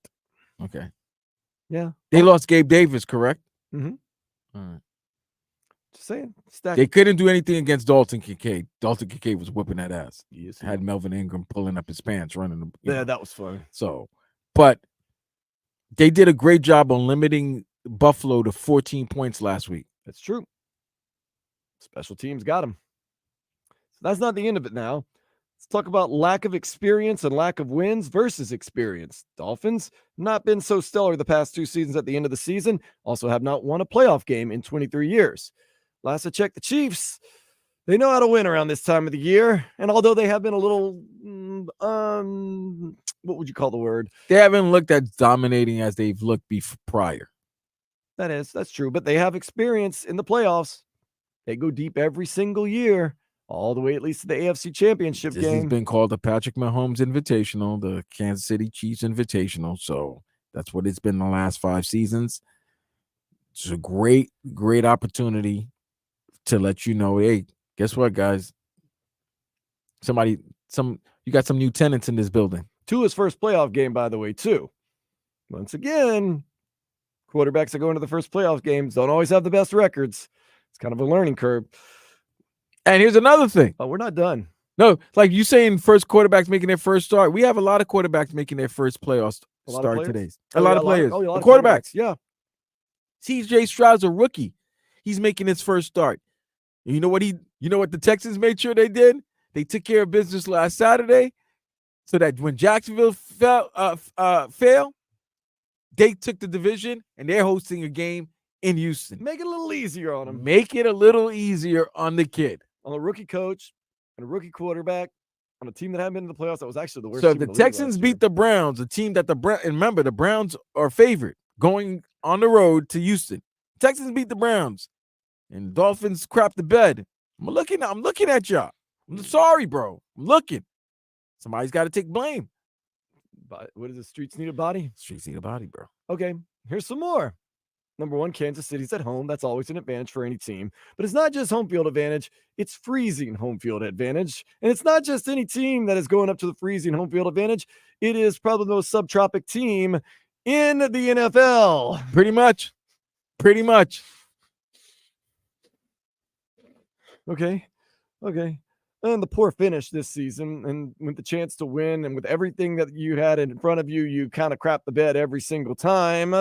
Doesn't also bode well if you're a gambler, if you want to bet on the Miami Dolphins. So am I missing anything else as a gambler that you might want to be taking into account that is going against the Miami Dolphins? Miami hasn't scored 20 points in the last. I've only scored what? They haven't scored 20 points. What's the score of that Cowboys game? 22 points? Yeah, it was 22. So they haven't scored over 22 points in the last 3 games. Right, but the Chiefs haven't exactly been burning it up either offensively. Right, but guess what? They ain't going to be dropping those passes today. Guaranteed. Mark my words. That's another thing. If I see one team dropping passes is not the team that I expect to be dropping passes, that's another thing I'm looking at you like, yeah, you guys weren't ready. So with all that being said, Vlad, do I believe the Dolphins are going to win today? Yes. Yeah, you know what? I'll tell you why. I know why. But there's a lot of reasons why. No, because you're like everybody else. There's this 4-letter word that ends with a vowel and that has an O in the middle of it as the second letter. And everybody has this. And everybody's filled with it. But sometimes, as much as you are filled with it, reality sets in. Okay. You have hope. That's the 4-letter word you have. I also have love, but that's... Yeah, no, I know. And I know a lot of people thought it was love. No, it's hope. Okay. Everybody has hope. But then reality sets in. And the reality is this team doesn't win on the road in the playoffs in their postseason history. This team has faltered towards the end of the season. This team could have been hosting a playoff game. Now they go into one of the coldest played games ever. What could be possibly the 4th coldest NFL playoff game ever. But I'm going to give you some logical reasons on why the Dolphins are going to win today. Number 1, they're a good team. Yeah, they were a good team against Buffalo. How about that? Number 2, they have built for this all year. You know what? All year long. It's been about this. So they've been built to go into Kansas City. They've talked about it nonstop. And how's it look over the last 3-4 weeks? At points, I've been like, stop worrying so much about this game and start worrying about this season. And how has that worked over the last 3 weeks? Because they've been overlooking it for the playoff game. Once they got into the playoffs, fam, you just said an hour ago that you're kind of getting sick of watching in-season Hard Knocks because they just talk about the same topic. And one of those topics is about preparing yourself for this opportunity. But they've also said it's about in January. We're worried about January. We're resting our players. We could play them, but we're not. This is it. And I got another 4-letter word for you. It begins with an F. Ends with a K? No. Oh. Fate. Oh. This is it. 23 years is enough. Enough is enough. The stars start to align. It just happens. And every year in this wild card weekend, there's an upset. What better upset than the Miami Dolphins going into the cold weather with no reason and no right to win, not only winning, beating the Super Bowl champions who all year have looked a little faulty, finally just putting it to bed that they were faulty this year. They could look faulty, but they're the defending champs. The team that they're facing, the team that you're rooting for, they've been called frauds. That's true. It's faulty versus fraud. I'd rather be faulty than a fraud. Exactly. I know, because you can correct some things. If you're a fraud, that means you can't. You can correct the fault. You can't correct fraud. All they got to do is catch the damn ball that Mahomes throwing to them. You know, if they catch the ball, they're a number 1 seed, or at least the number 2 seed. Yeah, at least a 2 seed. They catch how many drop passes they had? Like 72 all season? They led the league by far. If they catch half of those drop passes. And it wasn't just drop passes. It was drop passes in like clutch moments, yeah. like touchdowns. Yes. Thanks for making me feel better, Vlad. That's why. Overlooked one more reason why I'm picking the Dolphins tonight. Because I need to watch this game and try to enjoy it. If I pick Kansas City, I start seeing myself cheering to be right as opposed to cheering for the Dolphins. Okay, I got the Dolphins winning. Okay, speaking of that, I just need to. Is this game on NBC? Yes, Channel 4? locally. Locally? Yes, sir. Okay, good. Because I was going to ask. Are people going to the bars tonight to go watch this game? But I do know Duffy's in Plantation is expecting a big house, and I was talking to him Thursday night. They said, "Yeah." Shout out to Duffy's. We Love Duffy's, going there. man. Justin and Sabrina going to be behind the bar. Tell Sabrina them you gonna know be us. Oh yes, oh yes. So yeah, so tell Justin and Sabrina that you know Dan and Vlad. They know the sports day and everything like that. Justin with the funniest laugh you'll ever hear in your life. Yeah, man. and we're not making fun because he makes fun of his own laugh No, too. no, it's the You'll funniest know it when laugh. you hear it. I can't replicate it. But yeah, people will be going to the bars because you want the camaraderie. But this is the first NFL playoff game to not be televised nationally. Nasty work. So all you Dolphins fans got to watch this. But you we could be get it watching locally, this though. loss. You could be watching this loss on the Peacock. We do get it locally, though. We do get it locally. So yeah, if you're a Dolphins fan out of market, like in West Palm, even from what I understand, you got to go find a Peacock or a bar or something like that to watch the game. Tobin's gonna do the pregame. I wonder where he's gonna watch the game. Probably right here in the studio. Nah, you have an hour. Yeah, you can get back home by the time you we get back kick to off. Lake Worth in an hour. Yeah, gotta fly. No, you don't. Okay, I don't know. I haven't been there I was there the other day, but I mean, Just run up the pike. But yes, it's on Peacock. And you knew. By the way, you knew the minute by the NFL. By the but way, no, I know why.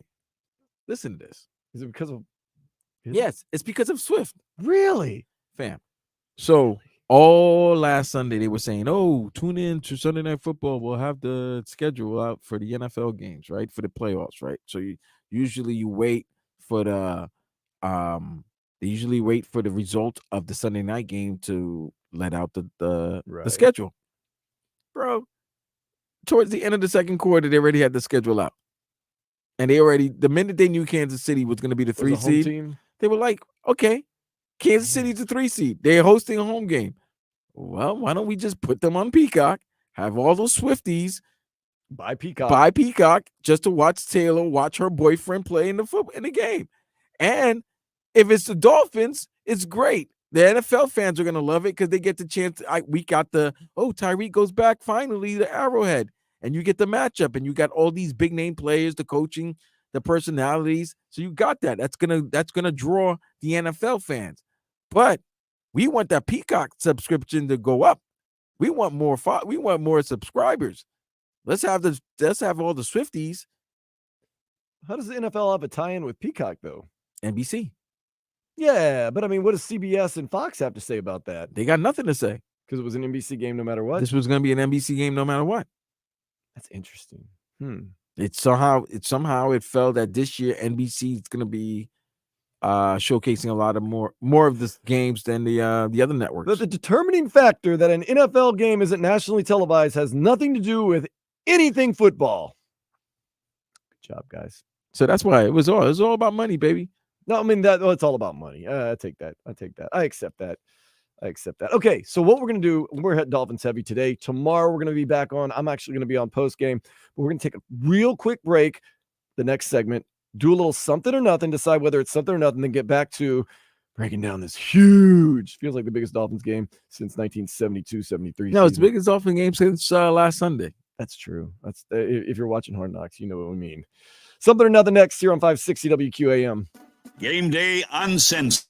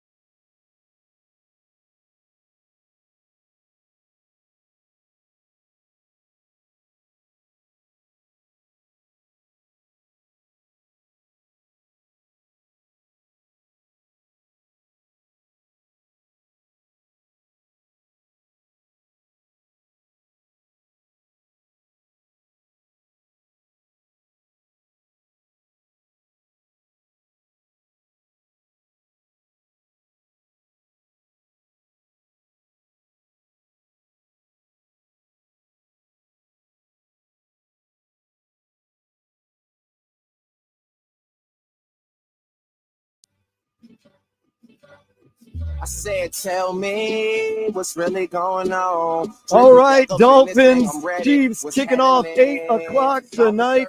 I need to take a break, man. My head's starting to hurt, Vlad. The more we talk about it, the more I know the stakes are extremely high. There are no such things as straight up wins and losses. There's different types of wins, different types of losses. There's all types of odds. It's driving me crazy, and you and I are going to be nonstop, basically, because when we get off the air, you're going to be part of the pregame show that is going to be happening right here on 560 WQAM with our dudes, Omar Kelly, Tobin, and Alejandro Solana. I got post-game tonight following the game. Then tomorrow we're back on for almost basically 5 hours from noon to 4:45. Let's take a break. I'm nervous, Vlad. My heart and my head are saying the same thing, but I'm not nervous. I'm excited. Okay. I'm excited. I'm excited. Something or nothing, where you decide whether it is something or nothing. I'm going to run it by you, and we are going to decide whether it is something or nothing. If you are watching online, you know that we look great, but also at the same time, I'm starting to wear down a little bit. Nervous. Here we go. Something or nothing. Antonio Pierce is quote unquote the leading candidate for the Raiders job. Of course, remember he was interim coach, and he actually did a really good job. Did a great job. Something or nothing. It's something. It's something that they should do. They're taking this long to just give him the job. I mean, you got to do your due diligence, obviously, but the players love him. The fan base loves him, and he's a diehard Raider. He's from LA and grew up as a Raider fan, and yeah, players responded to him. Players respond to him, so I think it's something. AJ Brown, he's a baller. He ain't balling tonight. Oh, Monday tonight. Oh, it's something. Looks like he's about to pull a TO 2.0. He's going to defy the doctor's orders. No, I just think he's just gonna start causing a rift between himself and the franchise. It's he already deleted anything Eagles on his social media accounts, and he's hurt. He's an emotional receiver, so yeah. Great player. I mean, I'd say right behind Tyreek Great player, Hill. He's but the second best receiver in the league. Listen, he's from Ole Miss, and Ole Miss has taken the title from Oklahoma State of talented diva crazy receivers. Remember, Oklahoma State had Justin Blackman, Dez Bryant. There was another receiver, I forgot his name. But you look at Ole Miss, you have AJ Brown, DK Metcalf, you have Elijah Moore. Like, yeah, talented guys, but they come with a lot of baggage. Do you know that LaMelo Ball's face tat or neck it was tat? Banned by the NBA, a neck tat. It's no longer banned. So what was the point of? Well, the thing is, it's his initials, but he also uses those initials in that artistic way as part of his brand. So you're not supposed to be branding. Apparently, the NBA wants to keep all the money to themselves, but now they've deemed that his band tattoo is no longer banned. Is that something? That's dumb because when I wear sneakers, when LeBron wears his sneakers, and you have the crown on his sneakers, no, they'll put tape on them. You see it. I know. That's why I think the NBA finally. Whatever. And the NBA, for the most part, is somewhat of a players-friendly league. So I like that they at least kind of got ahead of that and figured. That's one thing. Adam Silver's not. Yeah, Adam Silver is definitely player-friendly. I mean, he fought for Draymond Green to come back in the league. Come on, Draymond. Draymond about to retire. He was not about to retire. Don't believe that for 1 second. Usher, he has revealed that his halftime show for the Super Bowl, some of the guests going to be reggaeton star J Balvin. Love J Balvin. Okay. Young Kook, that's a K-pop star, Korean pop. And LeBron James. Is that something or nothing? Why is LeBron James? Why not, Wait a minute. Let me tell you this. I didn't expect any of those names to be named.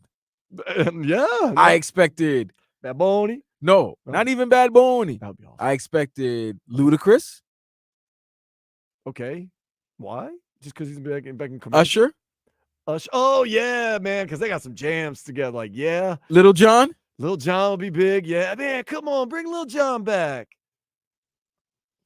Why not? Now, but maybe maybe that's one of the things, you're watching. J Balvin, I love J Balvin. You can bring J Balvin, but I did not expect LeBron James' name to be named. Right. And I expected, is LeBron going to be spitting bars? Nah, I want Ludacris and Lil Jon. But maybe he's hiding that. And then, at the end, like, ladies and gentlemen, welcome. He's probably going to bring him out. He's just going to bring him out, probably. Yeah. I don't want to tell. Listen, you're 39-year-old. You're in the middle of a play. You might not make the playoffs. So why don't you just worry about getting the Lakers into a play-in or the playoffs instead of dancing the Super Bowl? Who knows, man? An Ohio man recently played pinball for 63 straight hours. Is that something or nothing? Yeah, it's nothing. He needs a life. This is the thing I think it's nothing about, is that it wasn't like on one quarter or one play. He just basically had unlimited credits. Now, if you do that with one, play where you only get like 3 or 4 balls, that's something. No, man. Get this. Elvis impersonators take over a subway train in Australia. They call it the Blue Suede Express. Is that something or nothing? Since my baby left me, I found a new place to My dwell. favorite thing to think is, like, that's cute. It's funny. Wait, they took over a train station? A whole train station and the whole like line of the train, like for the whole day, just riding up and down for being Elvis impersonators and singing and doing all that stuff. This is what I find funny. I would. All right, let me tell you this. Yeah. Please beat me to my point that I'm about to I tell would. you. I would find it funny, but I would definitely be on some shrooms. Oh well, or it's something, and it would be funny for at least maybe 4 songs. This is my thing. Only in Australia with a bunch of white dudes dressed like Elvis can get away with that. Because if a bunch of dudes dress up like Tupac and try to take over a train in anywhere, ain't happening, Vlad. Ain't nothing but a gangster party. That ain't happening, bro. It's all right. It's Elvis, man. It's all right. You're right. No, you're right. You're right. Definitely. There's definitely. It would definitely be a different tone and a different outlook if it was a bunch of Tupac impersonators. You see red bandanas and shirtless guys with tattoos singing rap songs. But it's all right. Yeah. Okay, I want to get to this one now. Maybe you're going to become a Dolphins fan after this, Vladdy. No, I'm not. Listen to this. I will never. Dolphins supposedly eat pufferfish on purpose because they know it gets them high. Is that something or nothing? Wait, say that again. Dolphins are so smart, they know that eating pufferfish gets them high, so they seek out pufferfish and eat pufferfish to get high. Dude. You could eat something else to get high. You don't need pufferfish. Dolphins don't have a readily available dope dealer. There's not dope dealers on the sea, We sure about that? I don't know. I don't spend a lot of time in the ocean. I don't know. Oh, Spain's biggest model. Oh, I sent you this email model, by the way. Spain's biggest model. Her name's Athena Lopez. You looking at her? I'm gonna take a look right now. Hold on. Athena Lopez. She's perfect, man, in every single way. Perfect. She's perfect. You see her? Just absolutely perfect in every single way. I love her. She's beautiful. You know why she's perfect? Why is she perfect? She's not real. It's all AI. Yeah, I see that. Man, she makes like $10,000 a month on. I created Spain's hottest model. She's not real, but earns thousands every month. What are we doing wrong, bro? What are we doing wrong? Clearly, guys need to leave the lotion bottles and TVs alone. Because And last but not least, a woman bans her mother-in-law from holding her baby unless the mother-in-law showers before holding the baby. Apparently, there are some issues. The mother, no, that's something. If the mother-in-law stinks, reeks of some foul scent, you don't want that on your baby. That's enough to ask to take a bath before you hold a baby. But hold up. But before I get to that point, she should have told her spouse that, look, man, your mom stinks. Yeah. Like, don't you smell your mom? Like, she foul. Like, tell your mom that's it. Because if it gets to the point that the mom had to tell her, then that's dirty. It's literally and figuratively speaking. That's dirty. Oh man, tread lightly on that one. All right, back to more Dolphins talk. Also, Vlad, next hour we have to preview these playoff games because there are some storylines like no other that are coming up this weekend. All of that on the way here on Sports Day 560 WQAM.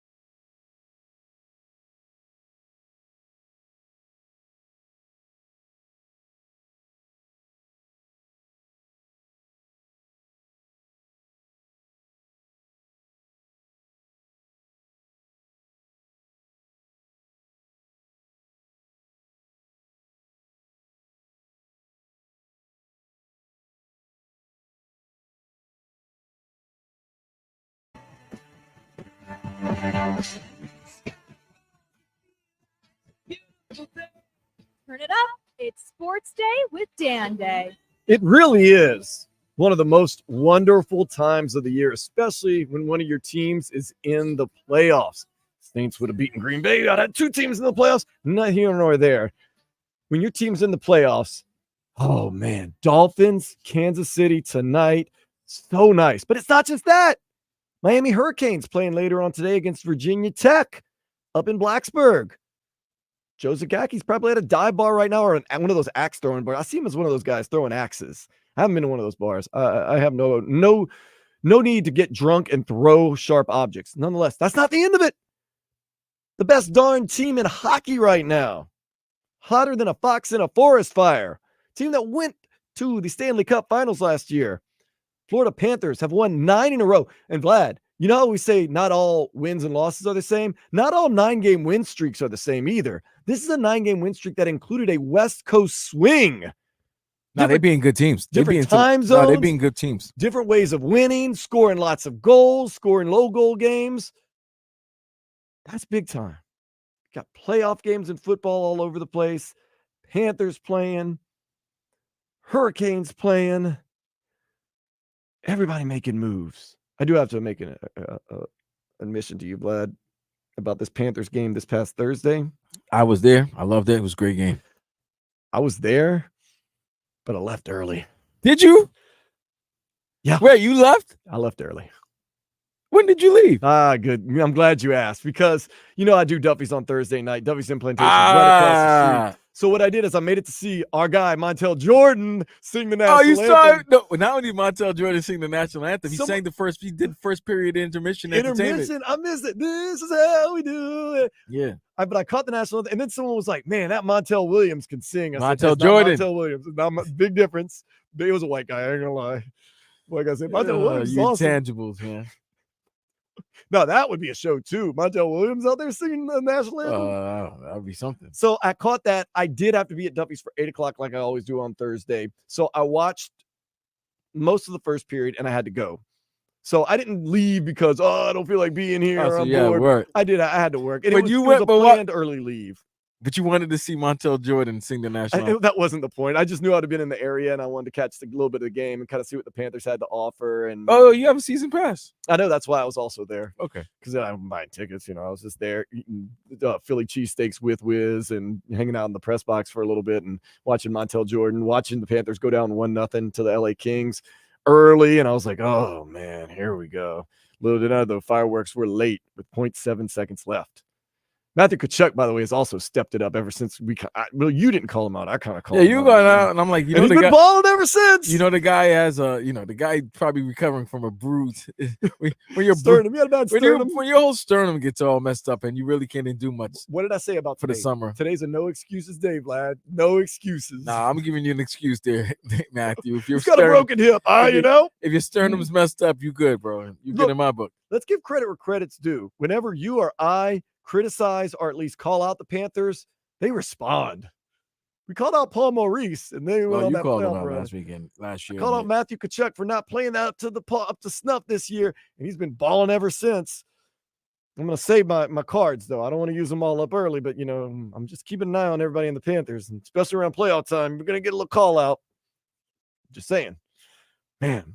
Been so nice. It's been so good. But tonight, the stakes are just unbelievably high. We're excited. You and I are going to be leading up to 4 o'clock when Game Day Uncensored going to be taking over. You know they're going to have some takes. They're going to have some things. Omar Kelly has got the inside track on everything that is Dolphins. He's covered them for a long time. He knows the guys. He gets in there. He gives you insight that you may have never even known or could have even possibly known if you weren't Omar Kelly. Alejandro Solana gives you kind of the younger, crazy. No, he gives the fans insight, and he lets you know how the fans are feeling. And I don't think he's very confident.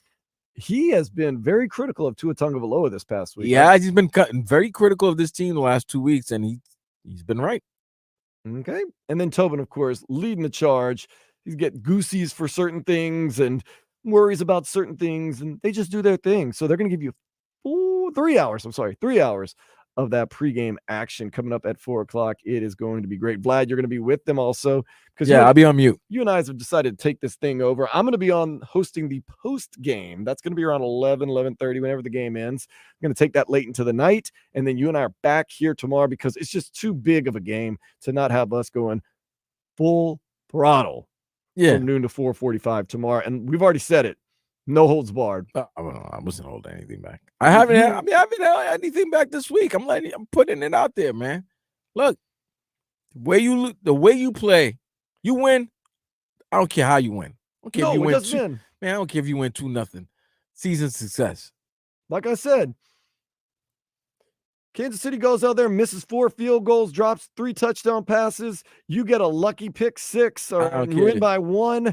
I don't care. Survive and advance. Pretty much. Find a way to win. Let the other stuff happen. No, you got lucky. They won. I don't care. Does not matter. It's all about just winning. Big time game right there. I'll tell you though, going into the season, Vlad, we always said it. Dolphins are going to be great if Tua stays healthy. Tua stayed healthy. We just didn't expect basically everybody else on the team to get hurt. Isn't that funny? This has been the year of quarterbacks getting injured, getting knocked out for the season, being very fragile.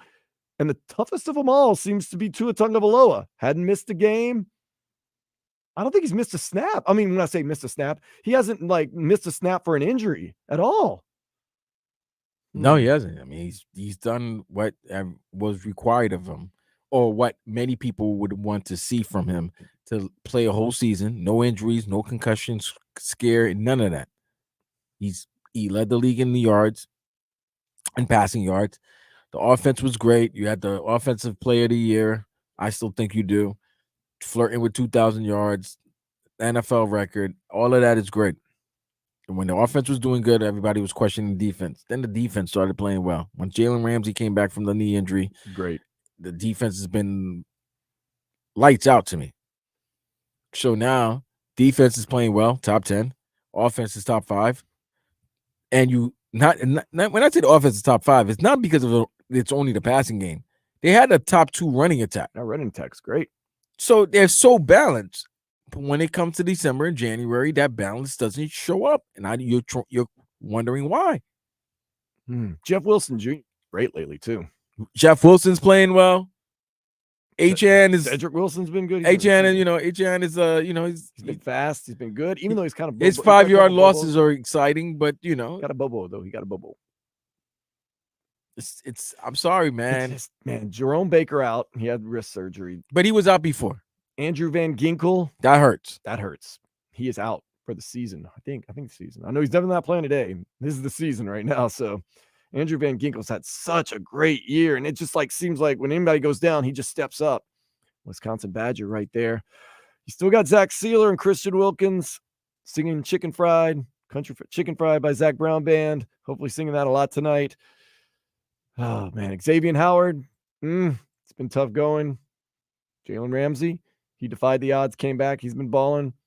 Don't know. Javon Holland. He's been messed up for a while.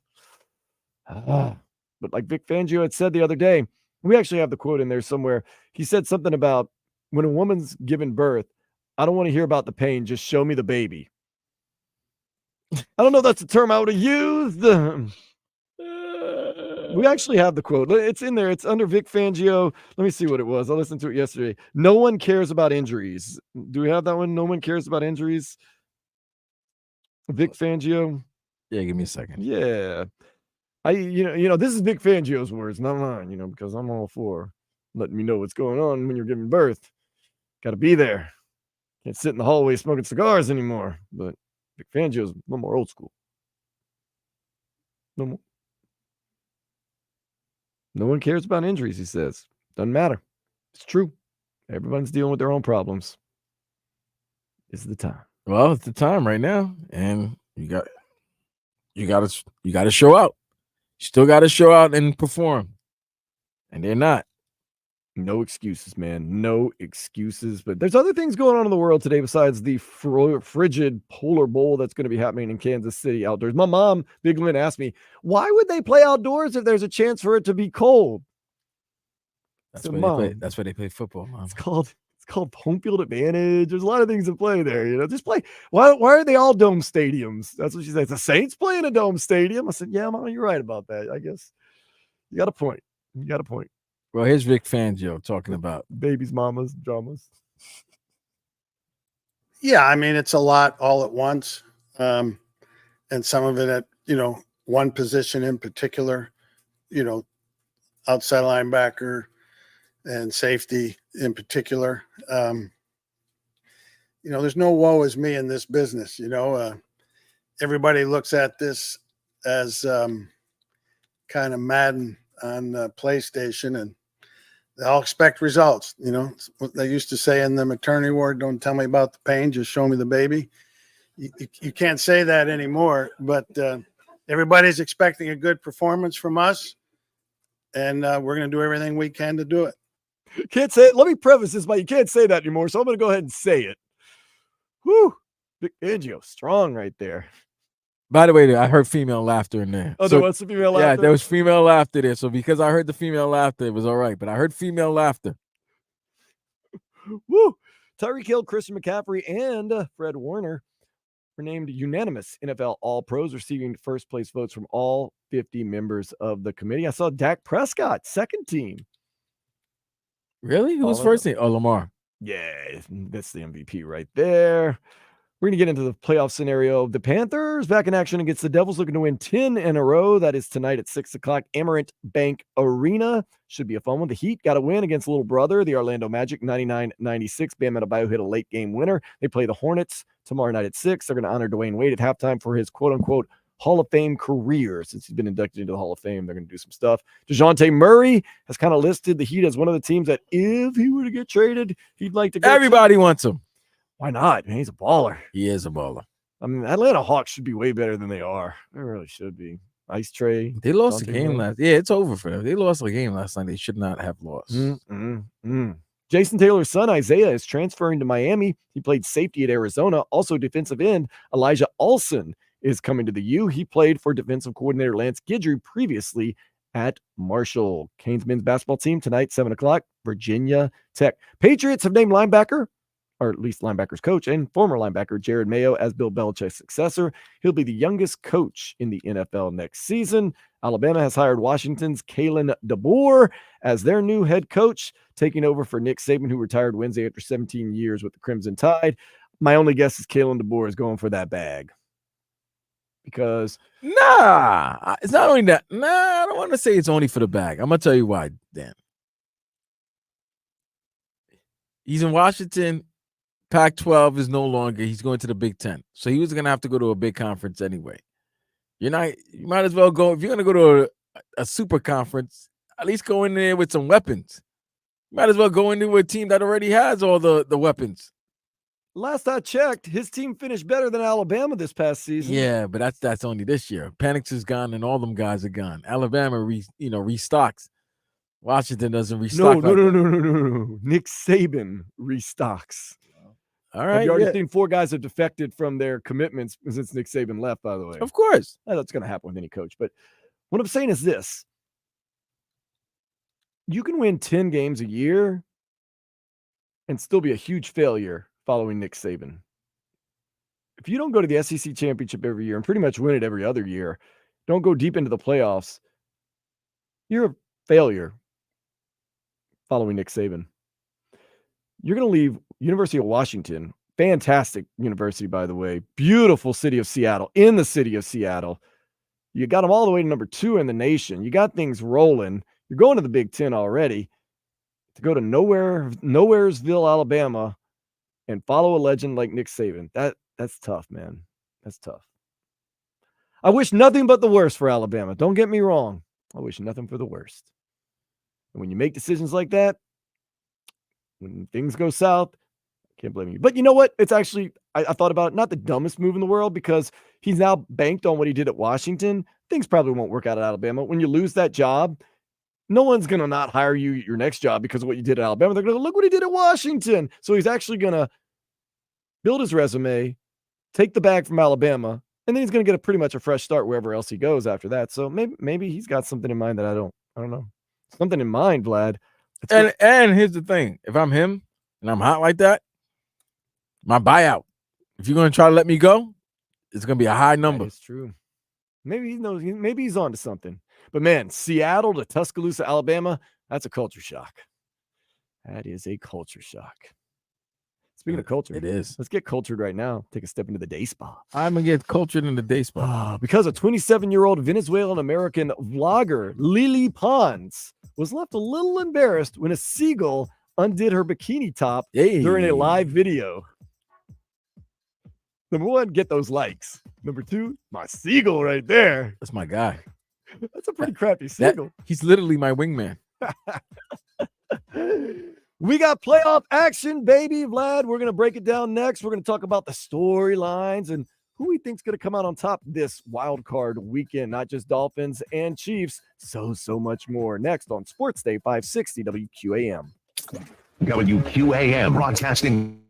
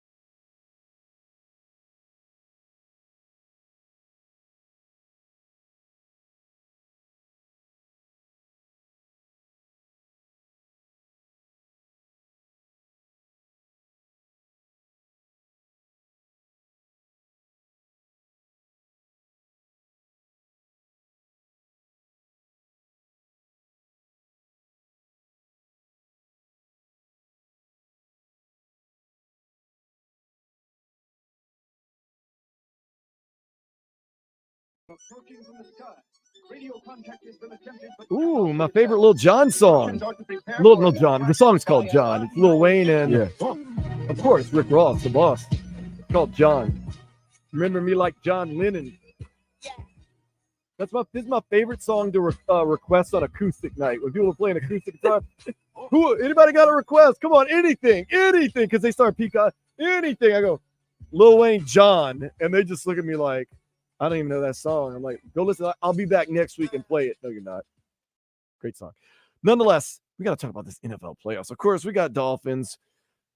We've got the big game tonight with the Chiefs, but that's not the only game on the schedule. We got a lot of great wild card action starting at 4:30 today. Browns and Texans. Great storylines, by the way. Texans, CJ Stroud. Who would have saw him be this good this year? Not Carolina. I sure did. Man. Not David Tepper. I was on that one early. I'm not going to lie. Yeah, you did call it. You did call it. I'm not giving up on Bryce Young, but I mean, you got a guy who, and by the way, his team's a lot better. No, they weren't. They were worse last year. Don't worry. They were bad. No, they weren't. They were bad. Remember, Carolina traded for that number 1 overall pick. Yeah. Houston had the 2nd and 3rd pick. Good job by them. So you get a rookie coach, a rookie quarterback playing the Browns, who have a wonderful defense and a quarterback who is not a rookie, Joe Flacco. Both teams are surprising. Yeah. Cleveland, with everything that happened to them with the injuries, especially at quarterback. Mm-hmm. So now they went from you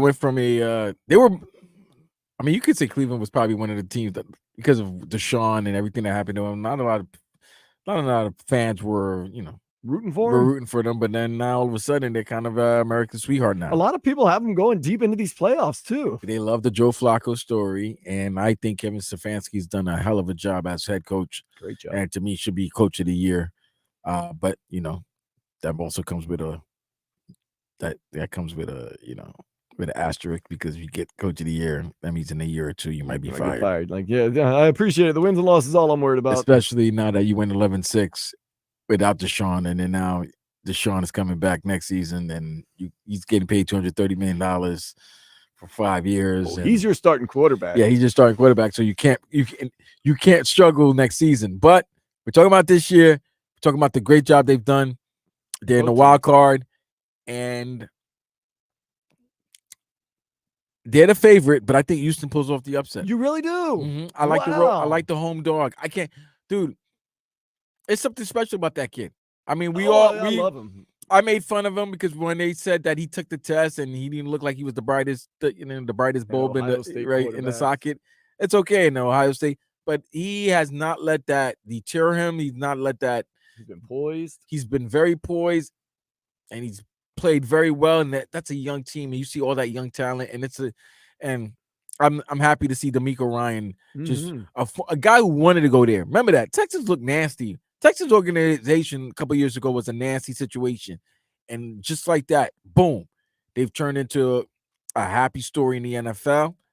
It's a great market, great city, and they have a young coach, and they have a young defensive star in Will Anderson Jr. from Alabama, and they got a young stud quarterback. I think they pull off the upset. Okay. I mean, as much as I love CJ Stroud, I love the Texans story. They're number 1 in my hearts, at least when it comes to the game today. I'm cheering for them, but I still see the Browns with that defense and Joe Flacco and the experience. Maybe the Texans too much too soon, but glad to be there. I think they'll show up, but I think the Browns are going to win. The Bills, Steelers, it's been moved. That's already a storyline right there. The weather is just too inclement in Buffalo. Too cold, too snowy. People can't get to the games. Fans were supposed to be clearing out the stadium for $20 an hour. Not going to be happening. You move Bills and Steelers to Monday night. Nonetheless, great job, by the way, by the Steelers. I mean, Mike Tomlin, baby, is just, he keeps pulling rabbits. No, I'm not even going to say he's pulling rabbits out the hat. He's just being Mike Tomlin. He's just that good. Kenny Pickett, okay. Not even Kenny Pickett. Mason Rudolph, okay. We'll win. We'll find out ways to win. They play the Bills, though. Bills, who towards the end of the season have trended very much upward. But we know this, Vlad. When the lights come on, they wither away. With that being said, nonetheless, Monday night, I have the Bills winning the game. I just don't think the Steelers are just that. They don't have enough firepower. TJ Watt was playing. He's not playing. I forgot about it. With or without. Yeah, still. TJ Watt playing. Now you're fighting with a one-arm tie behind your back. You're fighting no arms, basically. TJ Watt's I've seen TJ Watt do affect the Buffalo Bills offensive line and disrupt Josh Allen. With that being said, I don't think the Bills are losing this game on Monday afternoon. The game has been moved, ladies and gentlemen. The game's been moved. Good old-fashioned NFL playoff rivalry. Green Bay Packers, Dallas Cowboys tomorrow, 4:30. Dak Prescott, second-team All-Pro. Jordan Love, say what you want. He got his team in. Green Bay has just been scrappy and fighting all year long. The Cowboys, are they going to be the Cowboys? Or are they going to be the Cowmen? Oh, man, it's exciting.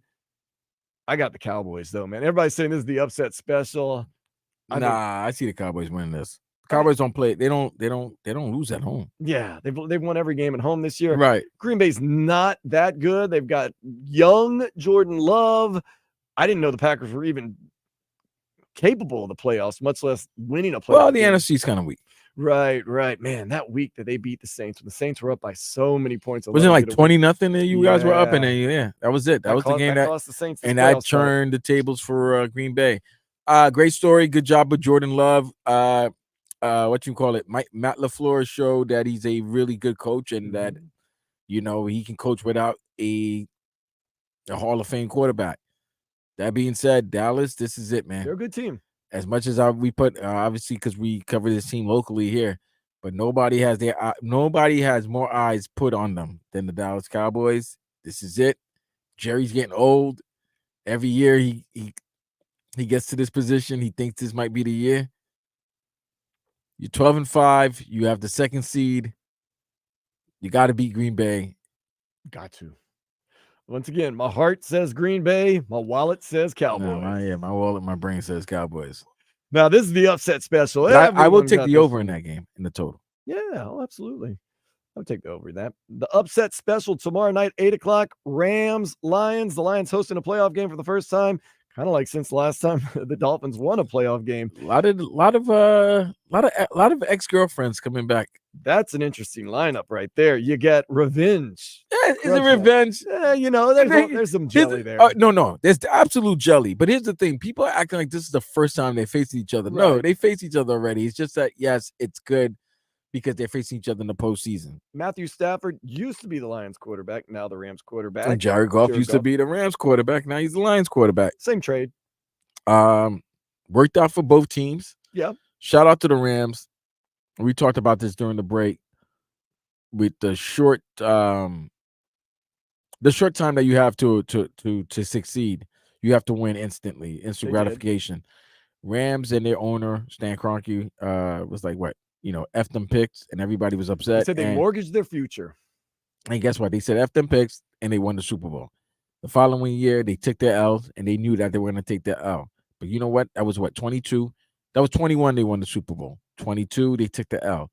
And in 2023, with a bunch of guys they don't know, that Matthew Stafford did not know in training camp or in right before the season, he thought they had the name tag so that he knows who they were.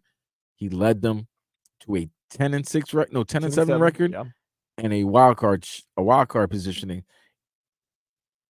I got to give Sean McVay credit. That's why I said we're in the Shanahan McVay era right now with coaches, and got to give him credit. Dan Campbell, a lot of people looked at him very funny when he first started as head coach of the Cowboys. Not the Cowboys, the Lions. A lot of people looked at his short tenure with the Dolphins, and it was nasty. It was nasty work. Things. It was nasty work. Did some crazy things. The gnawing of the leg, we get knocked down and all that. But guess what? Doing, exercises with the team on Hard Knocks. But guess what?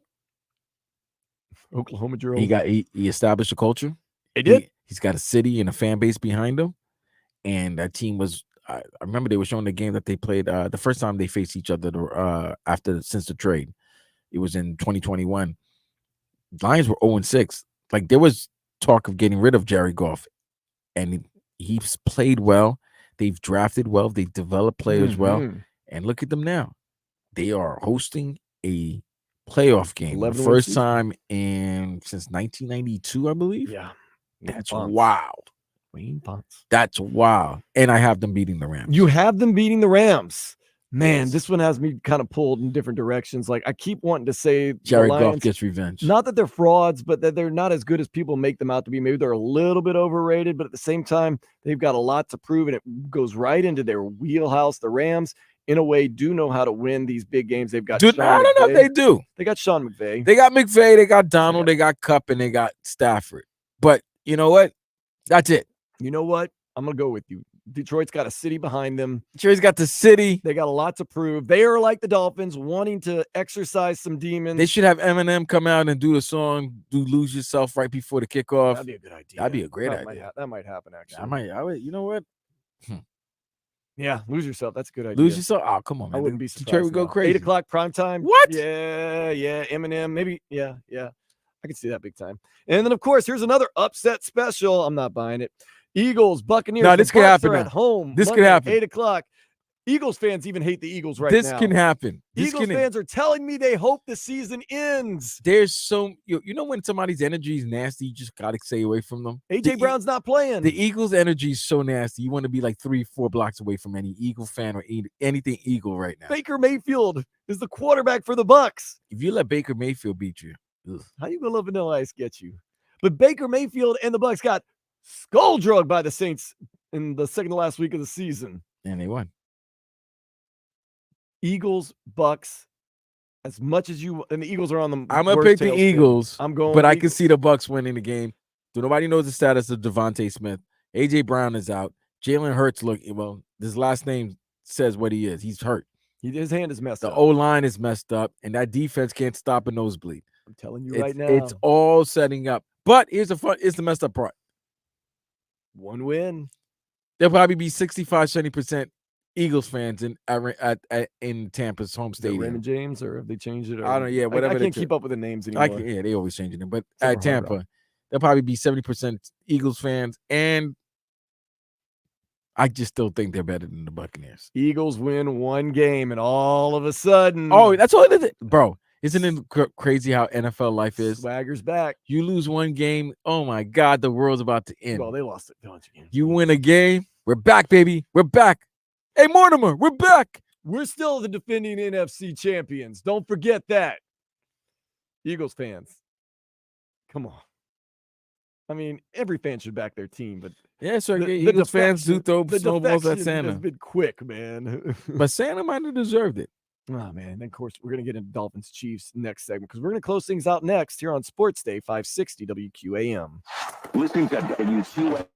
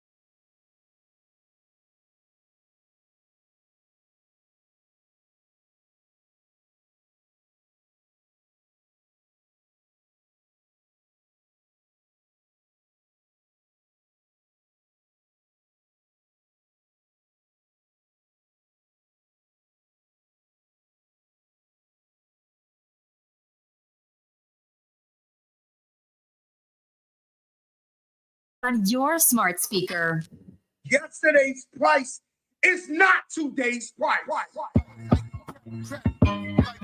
Greetings from warm, somewhat wet South Florida.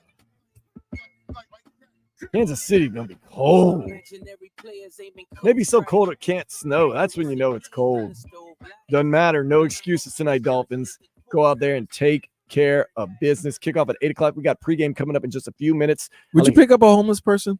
Would I pick up a homeless person? Yeah. And if the weather was like this. Is that a rhetorical question? No, it's a like, you know. It's a real question. It's a real question. Absolutely not.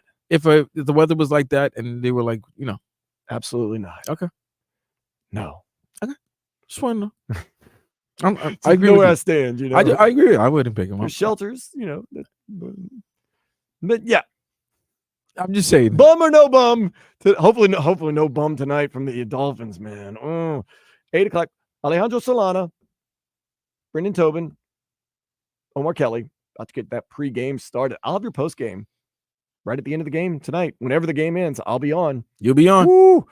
And then tomorrow, you and I, no holds barred. It don't matter what happens. It is going to be on. Starting at noon right here, 560 WQAM on the Odyssey app around the world. And you can go to our YouTube, our Twitch page, 560 WQAM. Dolphins, Chiefs. I'm telling you this, Vlad, right now. Heart of hearts, mind of minds. I'm not a betting man, so no wallet on this one, but Dolphins win tonight. Dolphins win. Tua Tagovailoa plays well, not superb, but well. Patrick Mahomes and them make a mistake late in the game, get that win. Multiple reasons. The time is now. Fate has shown its beautiful face. And also, I need to pull for the Dolphins. I don't want to enjoy the game pulling for the Dolphins. If I pick Kansas City, I'm going to cheer against myself, wanting to be right, but at the same time loving the Dolphins. I can't have that. So I'm all in on the Dolphins. All in. We win. Reel me in, baby. I'm rooting for you.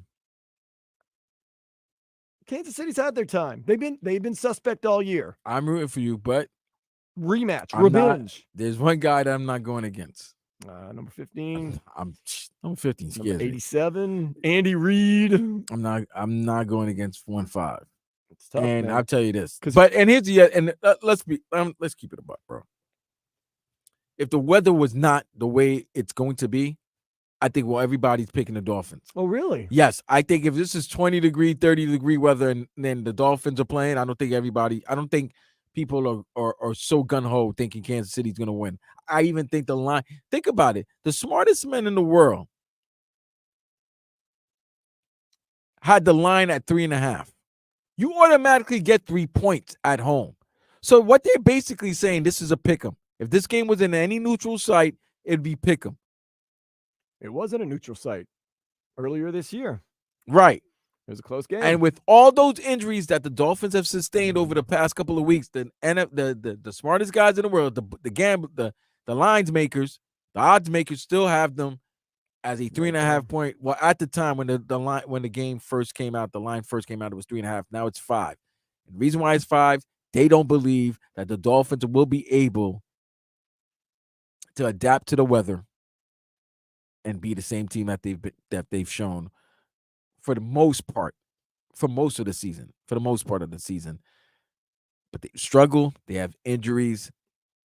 I don't know if this is not a legacy-making game for Tua, but this is a significant. This may be the most important game of his career so far in the NFL.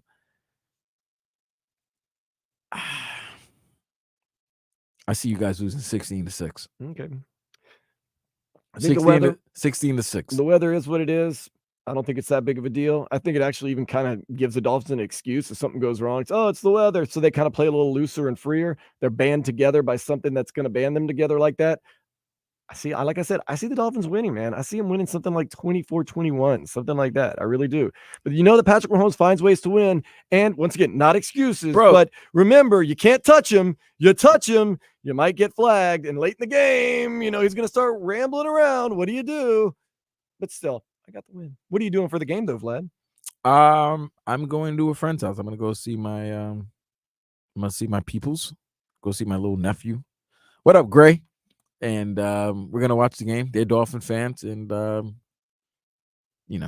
I'm gonna root for them. I'm gonna root for them, quietly. Hey, go ahead. Yeah. It's a tough one for But you. drinks, food, good Yeah, times. also open. What's up with you? Yeah, I know you. I I know was- you have the. I know you're doing a post game, I but was going to do a little Duffy's implantation because it's going to be wild, fun. Justin, Sabrina, the whole 9 yards. Then I said, I better stay closer to home in case something gets crazy. I was going to see my dudes, Giuseppe and Nathan. Now I have to do the post game.